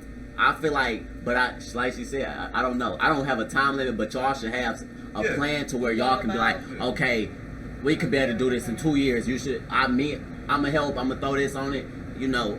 But 2-3 years. Okay, you know, I feel like at the 5th year, plan, at the end of the 5th year, do I be like, okay, I'll do it or I'm leaving? Like, okay, so say you present this plan. I mean, you might love me and be like, you know what, we still trying to get this shit together. Like, you know that it's us. So say you present this plan, and I see you start working toward this plan, and then I see you start slipping off from this plan, and then I don't see the progress no more. Like, say I start seeing you trying to work on it, and then you I ain't putting no more money towards it. No you more. Start fixing up the man cave before, because Super Bowl Sunday. Okay, I like at the So at what point do I get to be like, okay, I saw you trying to get shit together, and then at the end of the 5th year, if you still not married, go. I'll say it depends on the people. At the end of the 5th year, because I mean, you could be telling me the whole time, like, yeah, we gonna do it. Yeah, I'm still working on it. Yeah, okay, this is 2 years, 3 years. All right, we still getting married next year. All right. We still get married next year, all right? Are you asking me, or are you still just saying it to yourself? I mean, we could still be talking about marriage stuff, but how long do you have to do? Like, we still could be talking about it, and it's up to the people, because relationships are very unique. Everybody's relationship is different. Like, I know a couple that I'm really good friends with. She and her husband, they've been together for 10 years. On their 10th anniversary of them being together, they got married. You know, so it's never a certain time. It's up to the couple. Yeah. You know, like me and Roberta got criticized for getting married so fast. How old are y'all? She's 21. I'm 23 at the moment. But we just got married this year, and like I proposed in April. We got married in August. So I'm like, I know I want to get married. So by the time I proposed to her, I already had enough money to pay for my wedding, to pay for everything I wanted to do. I didn't propose until I had the funds up, So when I proposed, I don't need to wait. I can just hurry up and do what the fuck we want to do. Don't propose without a plan. Yeah, I would. It's kind of stupid if you propose without a plan, because you allow outside resources to really dictate what's going on with you. Like, then you on a whim on everything else. So if you come ready, you ain't got to get ready. Did you? True. So you said you had money stacked and stuff. Yeah, I stacked. How much? If you don't mind me asking, how much? How much money? Yeah. I stacked up. I bought a couple things, because I bought a car, I bought an apartment, I paid some of the rent, and I paid for our full marriage and some flights for some people. So I stacked up about like $5-6 grand. That's before that was for the wedding. No, that was for everything. Specifically for the wedding, I stacked up like $2 grand. Okay. So stacked up like $2 grand. But you said that 5 or 6 was just expenses. Yeah. The rest of the money is for everything else, because I was stacking up to like completely get our life together. Oh yeah, that's what I was trying to get. So I completely when I proposed, I had enough. I already saving to have enough money to completely get our own life together. So you proposed with a good fucking plan. When I proposed, I was already ready. Like, did you present the plan to her, or you just got the shit together? Like, let's do this. I got because I got our living. I got the rest of like our home and shit stuff together, so she didn't have to worry. But she had input on everything. Like, that's important. So like I said, that's important for the other person to have input on shit. Like, we both for the wedding, we both had a lot of input. But I know I spoke with y'all too about some of the shit that she had wanted beforehand. Like, I was already asking her questions before I proposed. If we were to have a wedding, we was going to this shit. We was been talking about that for a while. So, but to the wedding, like, we went through like 3 different places, But the main thing was we weren't really focused on the wedding so much, but more on the marriage. You know, like we just want to hurry up, get something cool and nice, so we can just continue living our lives together. Like the marriage should be the most important thing, not the wedding. Like the wedding is very insignificant. It's only a fucking day. I was told you don't need to put a whole bunch of money for one fucking day. You're never going to have that experience again. You know. I was told marriage. Just get married every day. I was told by a woman that she like bang out. Wow. 21. This woman I met, I work with her. She like 23. She on her second marriage. She said the first marriage. She said the first marriage was like ain't do it. They was young and shit happened, but whatever. She said spend more money. She said don't be so financially heavy on the wedding. She said spend more on the ring than the wedding. I don't know about that. That's what she told me. No, because some niggas be spending. Because niggas be spending thousands of dollars on rings. What if she say no? All that money, and you can't refund it. Yeah, like all that money you put towards a ring, you can put towards a house. Say you still waiting, and you done already bought the ring or some shit. I'm gonna be at the Pistons game. To me, I think I don't think you should slack off on getting a ring. It's over. Like as long as your ring look nice, I think you should be cool. But how much you spent on the ring? If you don't mind me asking. The ring I spent about $500. But hey, I don't remember what it looked like. It's the same one. She actually got 2 rings. She got 2 sets. The one was real. The one was the most expensive one. The one I proposed with. The other one was cheap. How much? How cheap? The other one's real cheap. Just some rings. Around like $100. Got some rings, baby. Yeah. Bang out. I mean, like, cause the rings aren't important. Our marriage is important. Like, you know, like this, my ring, my wedding band is cheap. Like, my ring it holds. The only significance it holds is showing that I am married. I don't care. I don't care about the materialistic shit. Like, cause it doesn't mean nothing. Yeah. Case stands. No, you laugh. Like, I'm not gonna get remembered in life for I know you having a ring lost to your get married fucking to wife glasses in for the being back of your married. locker. I know. And I lost them. You lost them again. You was a real nigga, cuz. Yeah, I love my girl. No. Niggas just need to do what they need to do. Real niggas. If I ever get married, y'all You invited. died. I just felt it. Real shit. No, but for real, I lose shit, so I wouldn't be wearing it all the time anyway. It would be put up somewhere. I feel like my wedding ring is probably the only piece of jewelry that you will never see me take off. The band, yeah. That's unrealistic. You need to take it off. I was about to say, I'm taking mine off.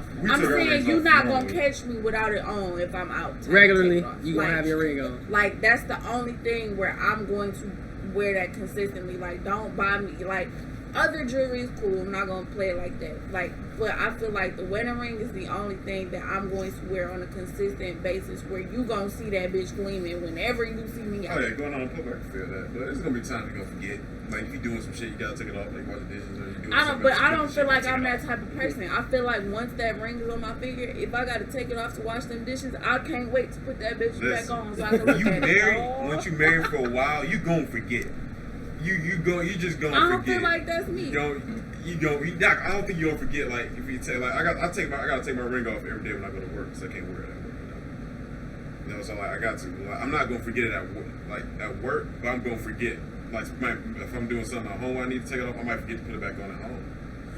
See, like I don't know. Because the rings are like insignificant. I put so much significance in the on TV shows. Like, taking your ring off and shit. It was like the accusations of cheating. Yeah. That's probably why I wouldn't take mine off. My thing is, so I put your ring off on me. The ring isn't significant, but I feel like the emotion I put behind things that have been given to me is so significant that I couldn't think of I couldn't look at my hand and see my hand empty and be okay. Well, like it feels weird. Like even with shit that I got a necklace that I did not take off for 6-7 months. That when I first got it didn't that never came off. Shower it's turning colors now. I never took that. I'm doing this for you. Your finger. That's unhealthy. You shouldn't do that. Yeah, I never took that. And the first time I took it off and saw myself with it off, I went fucking ballistic because I'm like, oh my god, where'd it go? What did I do with it? Like I don't take it off. Where'd it go?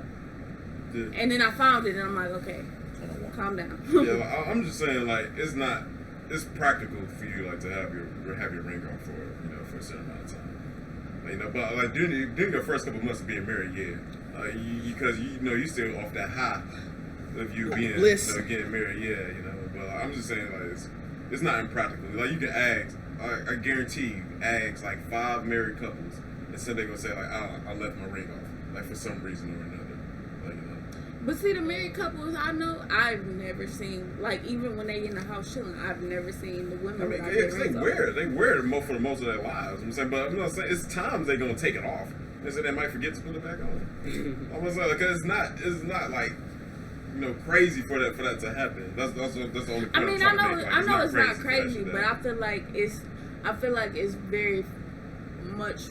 It's much more few and far between than like the way it sounds. Because I'm telling you, I've never the women I know that are married, I can count probably not even on a full hand how many times I haven't seen a ring on. And if I have to count those times on this hand. It only involved water when I didn't see the ring on. It only involved washing dishes or getting in the shower or something like that. Like, I can't recall that with nobody I know that was married, except for my mama. My mama didn't get a full bar machine for my marriage, so she threw that. She's like take your ring. Yes, and you get married, you'll see. You'll see what I'm talking about. I'm just saying, like, it's just not that uncommon. As it's perceived, like it's a pretty normal. I really have nobody else. Like, it doesn't happen as much when you get later into a relationship. You learn to live with it. You learn how to like work around it.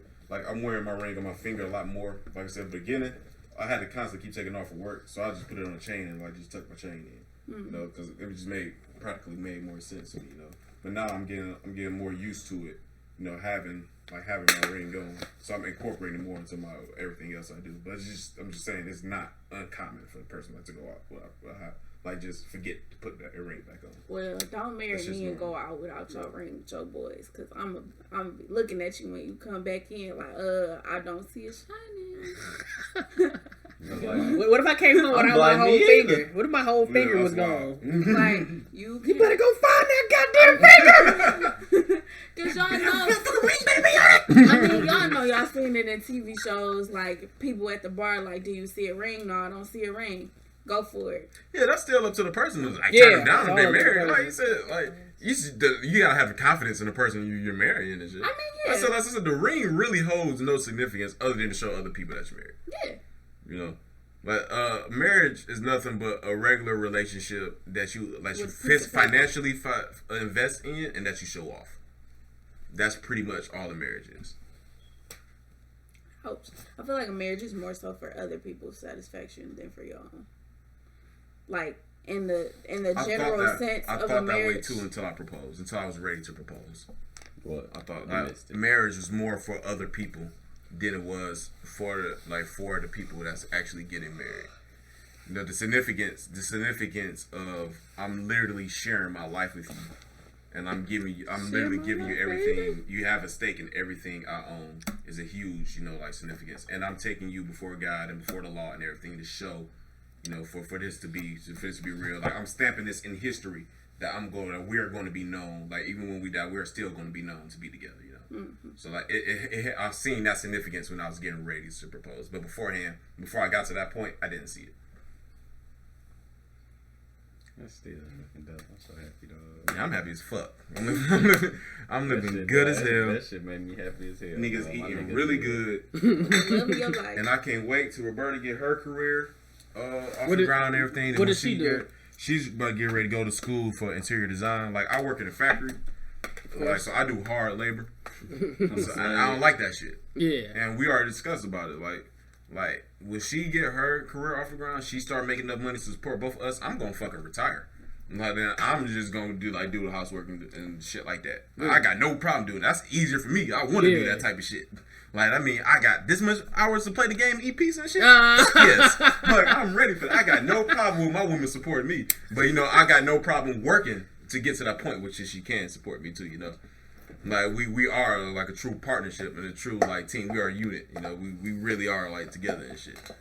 Yeah, but I can't wait till she get her shit off the ground so I can just live like a real nigga. Live lavish. I can't fucking wait. Just whole pizza by yourself while she at work. Hell yeah, she get every fuck she Hey, that's shit interior designer, so the house gonna be fucking live. It's gonna be fucking lit.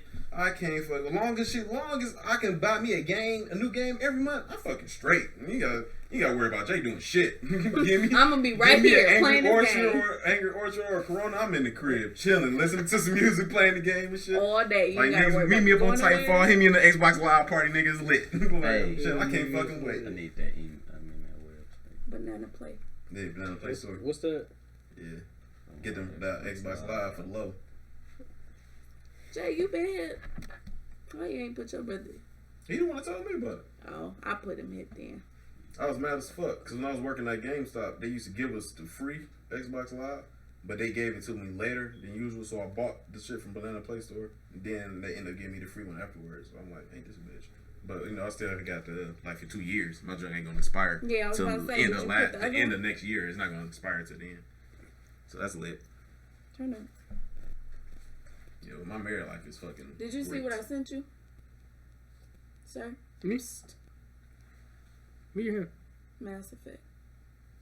Yeah, I've been keeping up on all that shit. I highly recommend all my niggas to get married and live healthy. Mainly live healthy.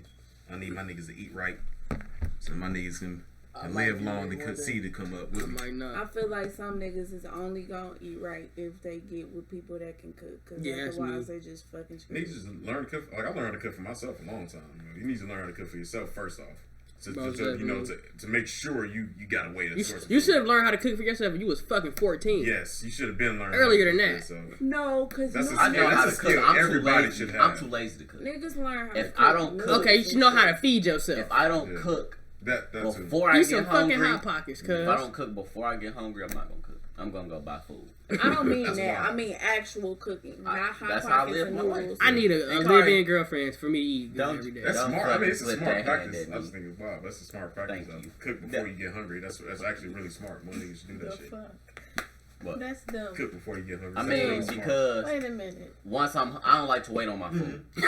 Like if I gotta sit here prep it, cook it. That's for a lot of that's a versus fast food. Versus fast food, y'all finna flip this and that too shit. Much energy because I don't have patience for shit. Because I know how I want my food. I feel your logic. They know how I want my food too. Just how they make it. No, the fuck they don't. I go to DCI. I go to DCI too often for them to fuck up. They know your first name. They should. The lady who used to work nights, she started speaking to me at the job. Really? She know me by face. She don't know my name, but she know me by face. And that's how niggas at the Hungry's Howies used to know me from the when I used to work at GameStop. I know, like the usual. A lot of people know me from my job now. So, but the lady from DCI, she knew me by face because of how much I was coming in that bitch. Like, hey, I'm getting off work, I'm starving. Let me get the farmer's omelet with the hash browns fried hard. That's real. But it's smart to like cook before you get hungry because you probably get 100% right. Because when you hungry, you don't feel like doing shit. You don't want, but you don't want to do nothing. Now I'm hungry and now I gotta smell this shit. Yeah, I gotta get the fucking seasonings raw. It's very important. I forgot to punch a hole in the refrigerator. Mad as hell. Yeah. Hey, I used to get mad as hell when I got home from school and I knew my mom was making chicken. I used to make some dog ass chicken. I used to throw like a fit, like, dog, I'm hungry. That shit smell good. Nigga, it was never not one time I came home from school and my mama was cooking. Not one time. At all, dude. At all. Not once. My mama was always gone. That's why I had to learn how to cook. Cause niggas was hungry. But I ain't gonna make it. Like, man, I'm gonna fucking starve. Let me get some hamburger meat, throw this on this damn grill. It took me the same like what I did some canned soup and some shit. Let me see. Ink, what do you think about this nigga Trump being president? Not feeling it. I don't agree. I don't agree at all. What don't you agree Shit about? got Lord Freezer. His ass. I voted for Lord Freezer. Look, Trump really, okay, the thing about him winning that pisses me off the most is not even it's the people that didn't vote that's like, it's not gonna make a difference. And then it's the that stupid shit was motherfuckers. 30-something last year, wasn't it? The stupid motherfuckers that wrote in the gorilla. And the other people that wrote in Hennessy. They pissed me off. That shit was wild. They pissed me off. That's the truth. I think it was higher. More I think it was like 40. than Donald Trump actually winning. My problem with Donald Trump is the shit that he has said. That's all. He's racist. And I don't understand how anybody like really truly fucking support him. What proves him to be racist? The wall. The Muslim comments. But like people can argue like the wall is just really about protecting borders. I saw a meme. What the fuck? Come on now. I want niggas to know I ain't supporting Donald Trump. I'm just trying to get conversation out of E. I just don't understand the shit. Like for what? But y'all know he reneged everything he formerly I stood told y'all for. that once. He took that don't stuff about the believe in that wall shit. off his site. Like all of that got reneged. But he played it real nigga like I finessed all of y'all for y'all vote. All of y'all racist Niggas hired, y'all voted for just me. hired a white nationalist. Yeah, some I don't shit even know he's what the No, fuck I'm he about to say, he niggas, doing on this. That Yeah. nigga was a niggas fucking gotta KKK realize guy. that he wasn't going to be able to do a lot of the shit that he said he was going to do anyway. But Yeah. And niggas gotta realize said that. he got voted, like his votes, like from the people that voted for him, was like the prejudice, like the people, like I think I said was it the generation before us or some shit like I said that The was baby like the boomers. last of them, When they the showed last the of those exit people polls, when they showed the that exit came polls, up during like the times of Can like you stop spinning? I'm trying to live my fucking life. He told me to be happy. I'm gonna be fucking happy. He's living his Spinning life makes me shit. happy. Spinning ass nigga. It was Just talk a. when your face closed. Yeah, I was about to say, I you got forgot about It was a map I saw. It pretty much said all the young people voted for Clinton. Yeah, when they showed the exit poll, they showed the map like our generation didn't vote for him. Literally, the whole entire map was blue, with the exception of like 2 states. Trump's reason he won on real nigga shit, we can call it like from being like real nigga shit, he won because of angry white people. Yeah. Angry white people and angry poor people, angry white people feeling like they are being ignored. Like his election is more of a protest than anything else, because niggas want to change. Hillary Clinton didn't really stand for change. They wanted somebody that's going to completely change the government. And like white people, like poor and middle class white people feel like they haven't been talked about in politics for a long time. So this was like really a vote for them to go against the establishment. What was crazy as fuck to me, and what's really got me side-eyeing a lot of white people, is that 53% of white women voted for him. So I thought that was wildly crazy after all this sexist shit this nigga said. So I really got a bad eye on white feminism. Like, nah, y'all, I don't really care about y'all movement shit no more, because more than half of y'all voted for somebody who's really pretty much against feminism. A lot of them and his vice president is against like pro-choice and shit. Their gender, every single Yeah, like that's fucking ridiculous to me. Like you literally voted against your own interests as a woman.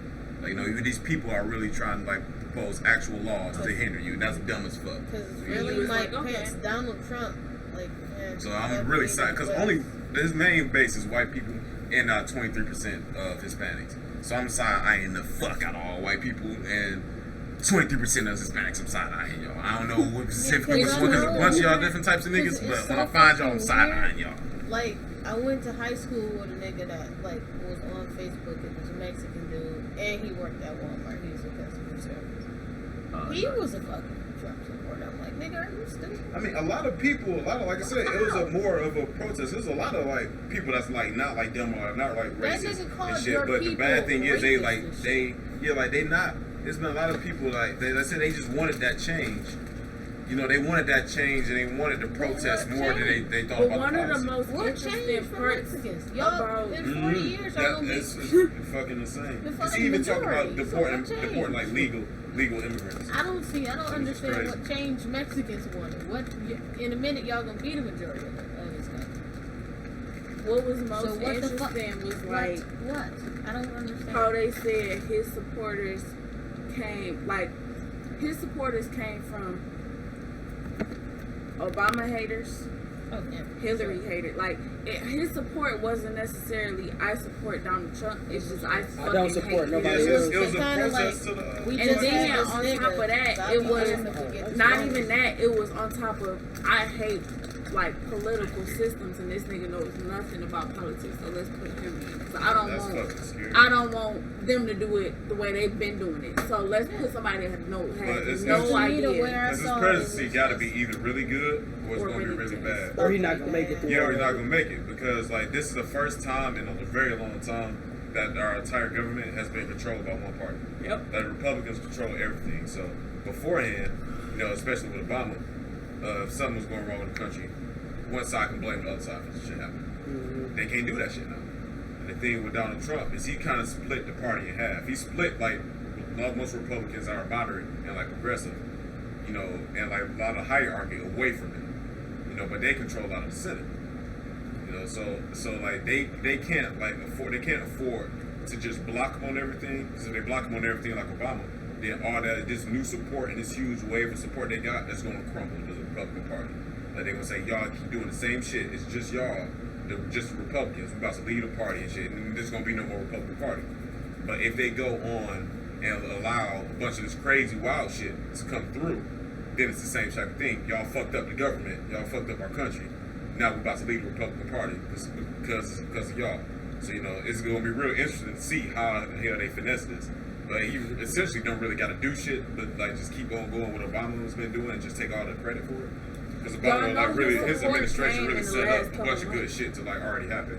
Like Obama been deporting a lot of niggas. I don't know why like Republicans don't like rally behind that shit. He been deporting a whole bunch of motherfuckers. Like, and the real nigga shit, Obama hasn't like put any legislation to really like help black people at large. Yeah. He hasn't done that. A lot of Republicans, like most of the black people that I heard say that they was voting for him. Yeah, I meant to say that too. Like you was right. Like Charles was right. I'm not take wrong. Well, I said he didn't really help black people. He didn't really do shit. Yeah, I apologize again because I was thinking about it when we was talking about something like towards Black Lives Matter. But I realized later on you was talking about at large, and you was completely right. Like Obama didn't really do shit for like as far as like laws.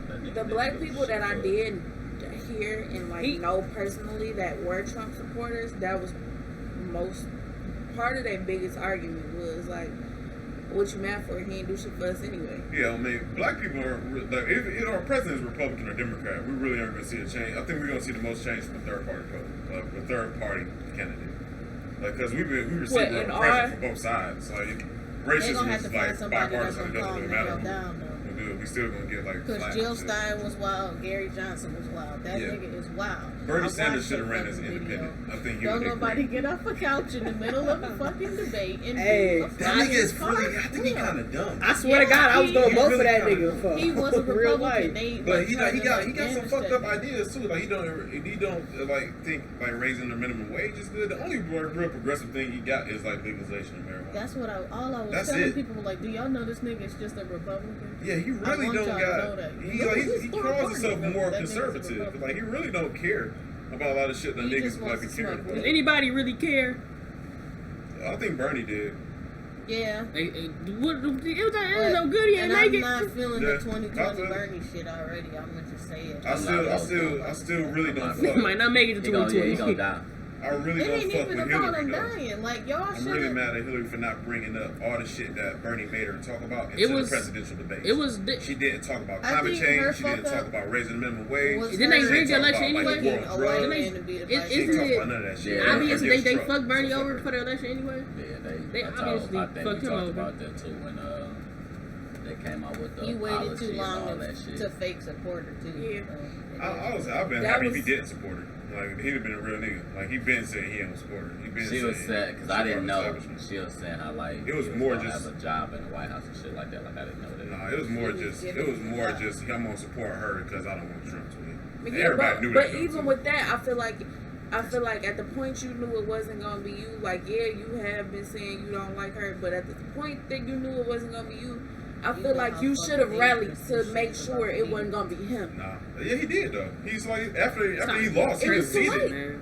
We can't blame like Hillary lost on Bernie supporters. She still won the popular vote. Nick was telling us though, like he didn't like initially start supporting her after he lost. No, I mean I wouldn't. And I was like, I'm a sore loser. I wouldn't have fucking backed her ass. Yeah, but what? They cheated him. I wouldn't do it either. How dangerous this shit is? That's my point. I don't care. The thing you see how fucking dangerous this shit is? He don't have to deal with her shit. You have the KKK literally coming back to the media, pretending like they're not the KKK, supporting this man, and then turning around and using their funds to support this shit. The fucking KKK, and you mean to tell me because I know how many fucking racist people it is in this country. I know how bad this shit is gonna affect everybody besides me. That's all I got. I'm not gonna say shit. I'm just she beat me, so I'm not gonna concede. No. Fuck Hillary. No, that's bullshit. We gotta be real. Are you saying that's the only reason she lost? No, if I said we gotta be real, she didn't lose because of that. She Because she won the popular vote. She so had enough people rally behind her, so we can't say Bernie supporters. Even with that, though, I feel That's like the electoral college. Like she had the. If we don't go, like more people supported her. Like, after he lost, supported Trump. So I'm not gonna say that either. I feel like even with that though, because people, I feel like if Bernie had came out earlier, vote, we can see who had the most support. I feel like if Bernie had came out earlier, their popular vote wouldn't have been as close as it would. It wouldn't have been no way for him to win electoral because their popular vote wouldn't have been as close as it was. Or if he would have made. Or if she would have picked him as a vice president. But if he would have conceded earlier, that would have been possible. That was the problem. I mean, if she would have chose a fucking vice president that could have potentially not been a white man, another rich white man, who the fuck with Hillary Clinton? Come on, she should have picked somebody black, Hispanic. She should have done something different. No, I think she needed a white dude because, like I said, most people the most new voters were white people who felt left out. You know, they did. Were like that's how that's where he got his most support. Like Hillary Clinton couldn't talk to middle class and poor white people. But she didn't have that connection to them. And that was crazy that Donald Trump did. Like I don't understand how he did it, but he had that support, but she didn't have. White people just like to make excuses. And that's how I felt with every white person that's told me that they voted for Donald Trump. Like, you are making excuses. You just didn't want to see that woman become president. That's just how I feel. Yeah, but I'm just saying we can't say Bernie supporters and his supporters were the reason she lost because she still had more votes. That's not the entire reason why she lost. I'm saying maybe she would have won if he wouldn't have been such a sore loser for so long. That's just how I feel. But she still won the popular vote. Like if she lost the popular vote, I could agree with that. But more people still voted for her. The only reason they have the electoral college is because they think the people not smart enough. Yeah, which is fucking crazy because this election went against what the electoral college stands for. They suppose make sure the people don't elect somebody who's unqualified. When Donald Trump spent no time in politics. So and he should have been a candidate, especially since the popular vote went. It's not. I don't think it's really as political as everybody. It's a lot of course, there's a lot of behind the scenes shit that's going on that we don't know nothing about. This is just what we talking about. This election, if no other, made me more apt to believe the public doesn't have a voice in anything. I have never felt I've never felt the whole my vote don't matter until this election. After this I don't believe that the vote don't matter, but at the same time you gotta look at junk like this there's no way this man was supposed to be in office. No, niggas just vote the wrong time. We vote more on presidential elections than we do the elections that matter. Yeah. Our primaries and our the elections that happen every 2 years, those are the most important ones. So who we elect as governors, who we elect as mayors, and our representatives, those are the most important. Those are the people we have direct influence to get. So if we control those people, we can block the president from doing that shit. But if nobody shows up for those, it doesn't matter. That's why I was mad about people not coming to the presidential election. Even if you don't vote for who you want to be president, there's a whole bunch of other shit on the ballot. Yeah. You vote for judges that's gonna be, that's gonna be elected. You vote for other school board of your city. Yeah, proposals the last Obama election. It was a proposal in Michigan where they wanted to extend the hunting of wolves in the UP. But if they were extending the hunting of the wolves in the UP, their population might not have survived. It was a bunch of different proposals and shit that be on the ballot. It's never just Trump or Hillary. It's never just this person on the ballot. It's a bunch of shit that you vote for that makes the most important, that are more important than the president. Mm-hmm. So your vote definitely count, but you gotta know when to fucking vote. That's the way I feel about the people who are old enough to vote for our governor. You're pissed off at Rick Snyder for what's going on in Flint, but niggas didn't get out and vote for the governor of Michigan. Yeah, but you hear. Wild. Why are you mad then? And I don't like when niggas say oh, my vote don't count or my vote don't matter. If your vote don't count, your vote don't matter, then niggas wouldn't be continually trying to take it away. Exactly. It's niggas are literally they try. I found out from living in Kentucky. When I voted this year, it was a whole lot harder to vote here, in the Detroit area and the majorly black areas. The lines were a whole lot longer. It was a whole lot less voting booths. But when it took me about like an hour to vote here when I went to vote for Obama last time, and the proposal was in. But when I voted this year, it literally took me like 5 minutes. I was in there, but it was a mostly white area. You know, I'm in there. I sign my name. They give me my paper, and I get to pick any booth. But when I was voting up here, you got assigned a certain booth. So if somebody was using those booths, you had to wait. So it made it harder. Yeah. It made it more like unattractive to vote compared, to places where most people are white, and they trying to make different laws, like different forms of identification that you gotta have and shit. Like it's people actively trying to make it harder for you to vote. So like, that shows you the importance of your vote, like the strength that it has. Like niggas wouldn't have been fighting for a right to vote if the vote didn't matter. Like like that shit's dumb when people say shit like that. If y'all niggas say some shit like that, block me, so I don't got to deal with you niggas. Cause I ain't got time for that dumb shit. Because it was people on there. I ain't got time for that type of nigga shit. That's a certain type of nigga shit. It's a certain type of nigga shit that I can't tolerate. I had a feeling she was going to lose when I voted. Because when I went to go vote for the first time ever for a president, Barack Obama in 2012, it took me way too fucking long to get in there. I waited about 2 hours. I went in to vote this year on November 8th. I walked in and walked the fuck out like I was going to get a pack of gum from CVS. That's how I knew. I'm like, shit, she's not winning today.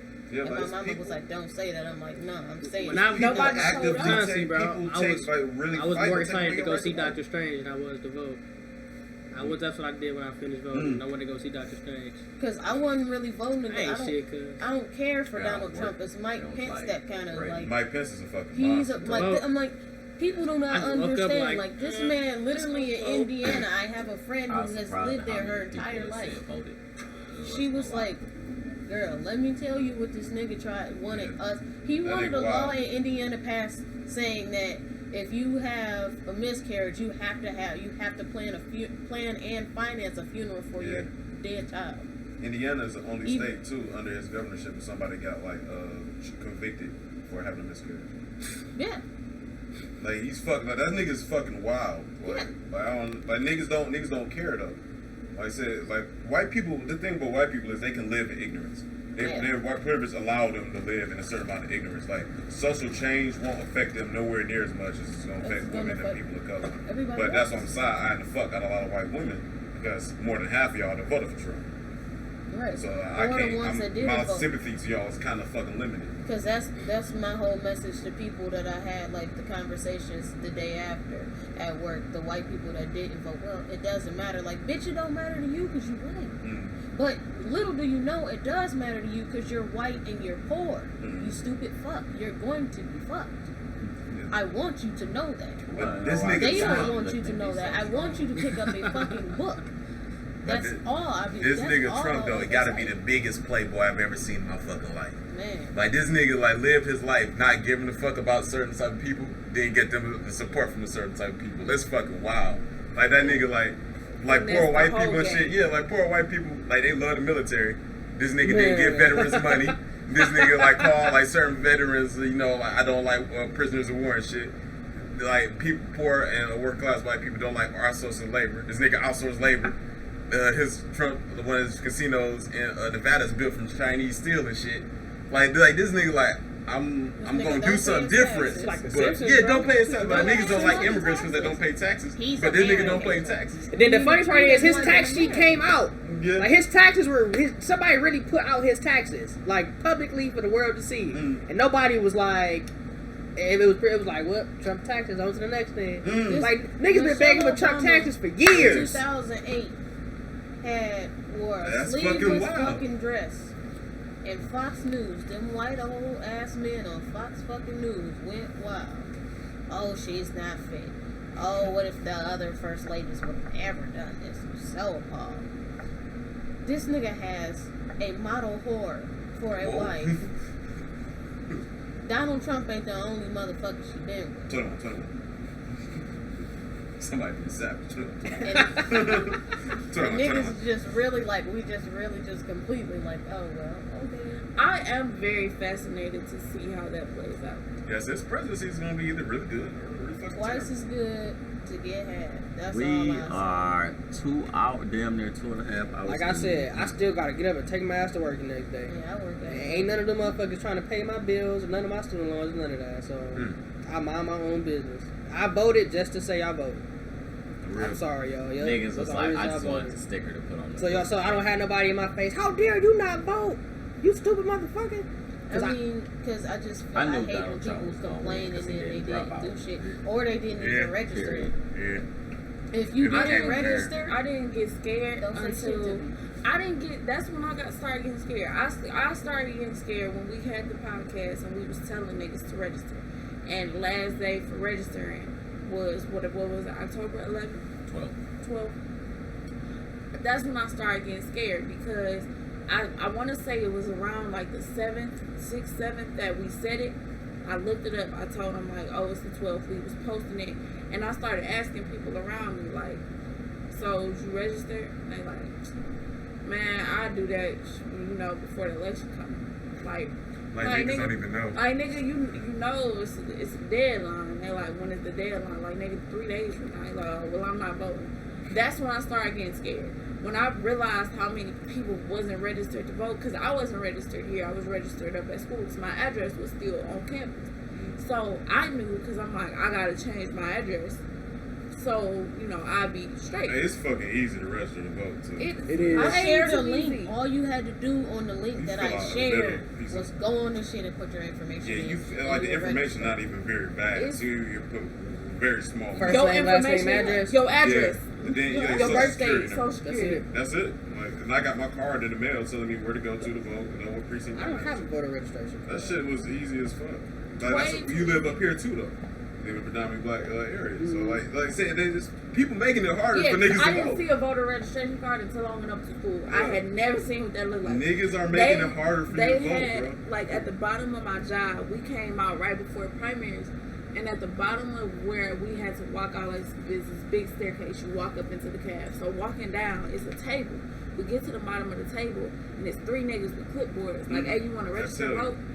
I'm like, what? Hey, you want to register to vote? And I'm like, vote for what? They're like, no, like, just register to vote. I'm like, okay. Well, why do you have to be registered to vote? It's fucking wild. I mean, I feel like that's more so it was a way to keep people from not voting. It was a way to keep like black people and I feel like that's more so on the felony thing too. I just think that's unfair though. If I sell a fucking bag of weed, I got a felony. I can't vote because I sold some weed. That law should be changed. Like, that's fucking aren't stupid. they trying to though? Aren't they trying to lift that? That's fucking stupid. That's the same way I feel about niggas and not even with voting. If I sell weed and I can, it's a lot of shit they need to change. If I sell weed and I can potentially go to prison for 25 years and somebody rapes a 4-year-old and this nigga can only go for 15, I really find that unfair. Because a lot of shit in this country didn't even change. Not just Abraham Lincoln said that. But why are we getting to why is it 25 for weed charges? Because we usually get in there. Abraham Lincoln and John F. Kennedy was the only niggas. Like, America's thugs. It's the only niggas that talk about changing the financial status, like erasing the debt. Killed the niggas. Same thing with like Saddam Hussein and Gaddafi. Like, they was talking about making their own new like standard currency, for money. y'all. They was getting away from us. Yeah, stand up for money for oil. Killed them niggas. Yep, if you don't want to fuck with us and our money, we gonna kill you. That's why they trying to kill Fidel Castro. Castro was not fucking with America. Castro was not fucking with America. He let everybody know. I don't not fuck with America. Fidel's a thug. Like, the FBI been trying to assassinate that nigga for so long. And the FBI don't play that shit. They don't. The feds don't play that shit. And that nigga's like, fuck y'all. I'm gonna get Russia to back me up. Fuck y'all niggas. Yeah. Like, Fidel Castro's a thug ass nigga. I don't know about all his politics that he's done in Cuba, but he's a thug ass nigga. He's one of the only niggas that escaped the FBI. A lot of they taught Americans not to like Castro for obvious reasons, because he's anti-American. But a lot of niggas should be anti-American. Yeah, America ain't that good. Did you notice? Did y'all ever notice this? When we were in like middle school, it was real America's a melting pot. It was real America shit. I remember that like it was yesterday. We used to stand up for the pledge and shit every day. Yeah. They don't do that shit no more. It ain't no America's the melting pot. Is this great? Is this good? It's none of that. So in my head, like back in the day, they was conditioning us for this America thing. So this is how great your country is. Now, like we said, everybody's kind of pulling the wolf mode at y'all. Like, we're not about to just keep doing this America shit. We can get information a lot more. Yeah. Everybody getting all this information. We can connect to other people a lot easier now. So I remember we call people on their it's when they took the pledge out of school. Boy. I just remember not doing it no more. Like, it's really only white people. Niggas don't care. I remember, man. Because that was irritating. I used to hate having to stand up. Like, why? I just fucking woke up to come to this bitch. I just sat down. Here go. I'm sitting down now. I do gotta it twice a stand day. up. No. We ain't have to do it twice a day. We did it the first time. I did it once a day. At Strong, we didn't do it though. When I switched to the predominantly white school, we didn't do it. That's probably when we stopped. That was what, 7th grade, 2006, or something. Yeah, that shit was wild, man. Didn't even think about it until niggas got older. It's very time consuming and irritating to me, so I don't really care. I just got irritated because that shit always went off basically as soon as I walked in the room. Like, niggas not getting there early. So I walk in, here it go. Beep, PA system on. Now I gotta stand back up, trying to put my shit down, trying to get my life together. Here we go. Man, shit ain't matter to me. I was a kid. Niggas ain't really understand the significance, or I didn't really fucking care. I had to be to someplace I ain't want to be at anyway. No, they used to like try to go in though, because like when niggas wouldn't put their hand over their heart, like teachers used to try to get you Invisible, some shit like indivisible, some shit like that. I can't remember. I don't even remember the pledge. You get what they was doing though. They was trying to put that shit into us. Like, this is America. Y'all great country. That was that. I thought it was always funny that they threw under God in there, like, because it's always the God is on the money, God is in the pledge, but y'all don't really with religion. Yeah, America really don't care about religion. They don't really care about war on terror. Yeah, the money is a religion of America, capitalism. It's a business. Yeah, niggas really don't care about war on terror. If they did, we would have been dismantled the KKK. It would have been like coming at all the Christians, that's burning down Planned Parenthood. It gotta be a secret behind the KKK, just deeper than just a bunch of nasty racist motherfuckers. Because they held power. They held power. It's something. I'm talking something beyond anybody's control. Ain't nobody just about to just let everybody knows the KKK and shit. Anybody in their right fucking mind, the KKK is still fucking here. And if you say something about the KKK, they just gonna whatever. Yeah. So it has to be a reason, a deeper reason that anybody can fathom. Yeah, I think it's really just racism, and white people really just don't care. White people don't care about shit that don't really affect them. One thing that scares white racist ass people, black people in general, or don't really just care about white shit that don't affect ignorant people, is anytime anybody that's not white that unifies. That's the only thing that scares them. That's why we have Donald Trump that we have to deal with starting in January. Because white people's that's their thing. They put fear in you, and in the moment they realize that you're not afraid anymore, they like, oh fuck, we gotta find a way to destroy their ass. Donald Trump. So that's where we go with that, I guess. I'm telling white people already. I done already warned you. I said at the beginning of this, I don't hate white people, but you're not gonna try it. It's gonna fail. Don't try that like shit. These hands is pure. Get them boys for free shipping. These hands look, I'm gonna use my rights until I got to motherfuckers. I'm suing. I'm doing all types of shit. You're gonna leave me alone. I don't play that shit.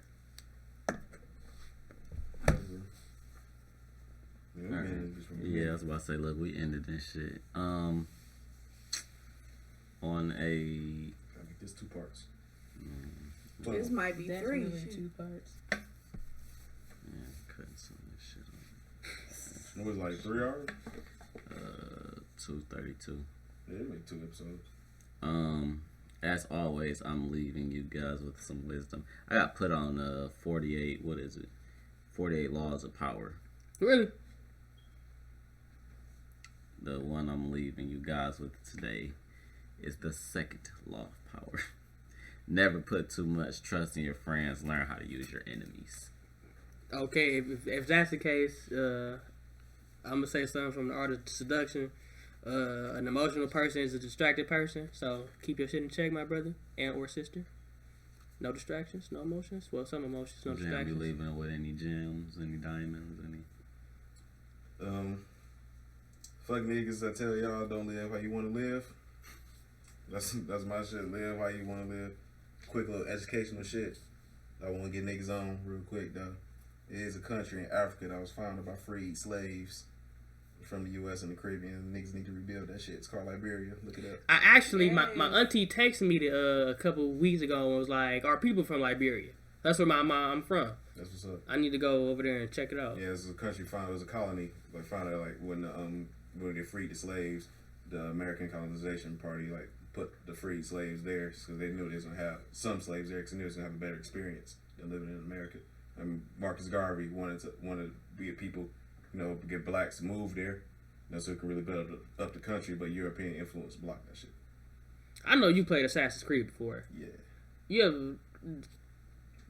You think that shit real? I think there's some truth to that shit behind it a little bit. We gonna talk about that off the podcast. I'm serious. I think it's the controlling parties behind, but I said we talk about that shit behind the podcast because it's gonna be too long. Mm-hmm. What else gonna say? That's it. That is it. Y'all niggas, do y'all niggas want to draw some gems or diamonds? No. I know you didn't. That's why I wasn't gonna ask you. 21. Fuck niggas. Acquire currency. 21. Gang. As always, this is Scott with the gang at the Everyday Theory. Fuck with Jamm playlist. Jamm 2020. Jamm 2020 Jamm's playlist. Jamm can't run for president though.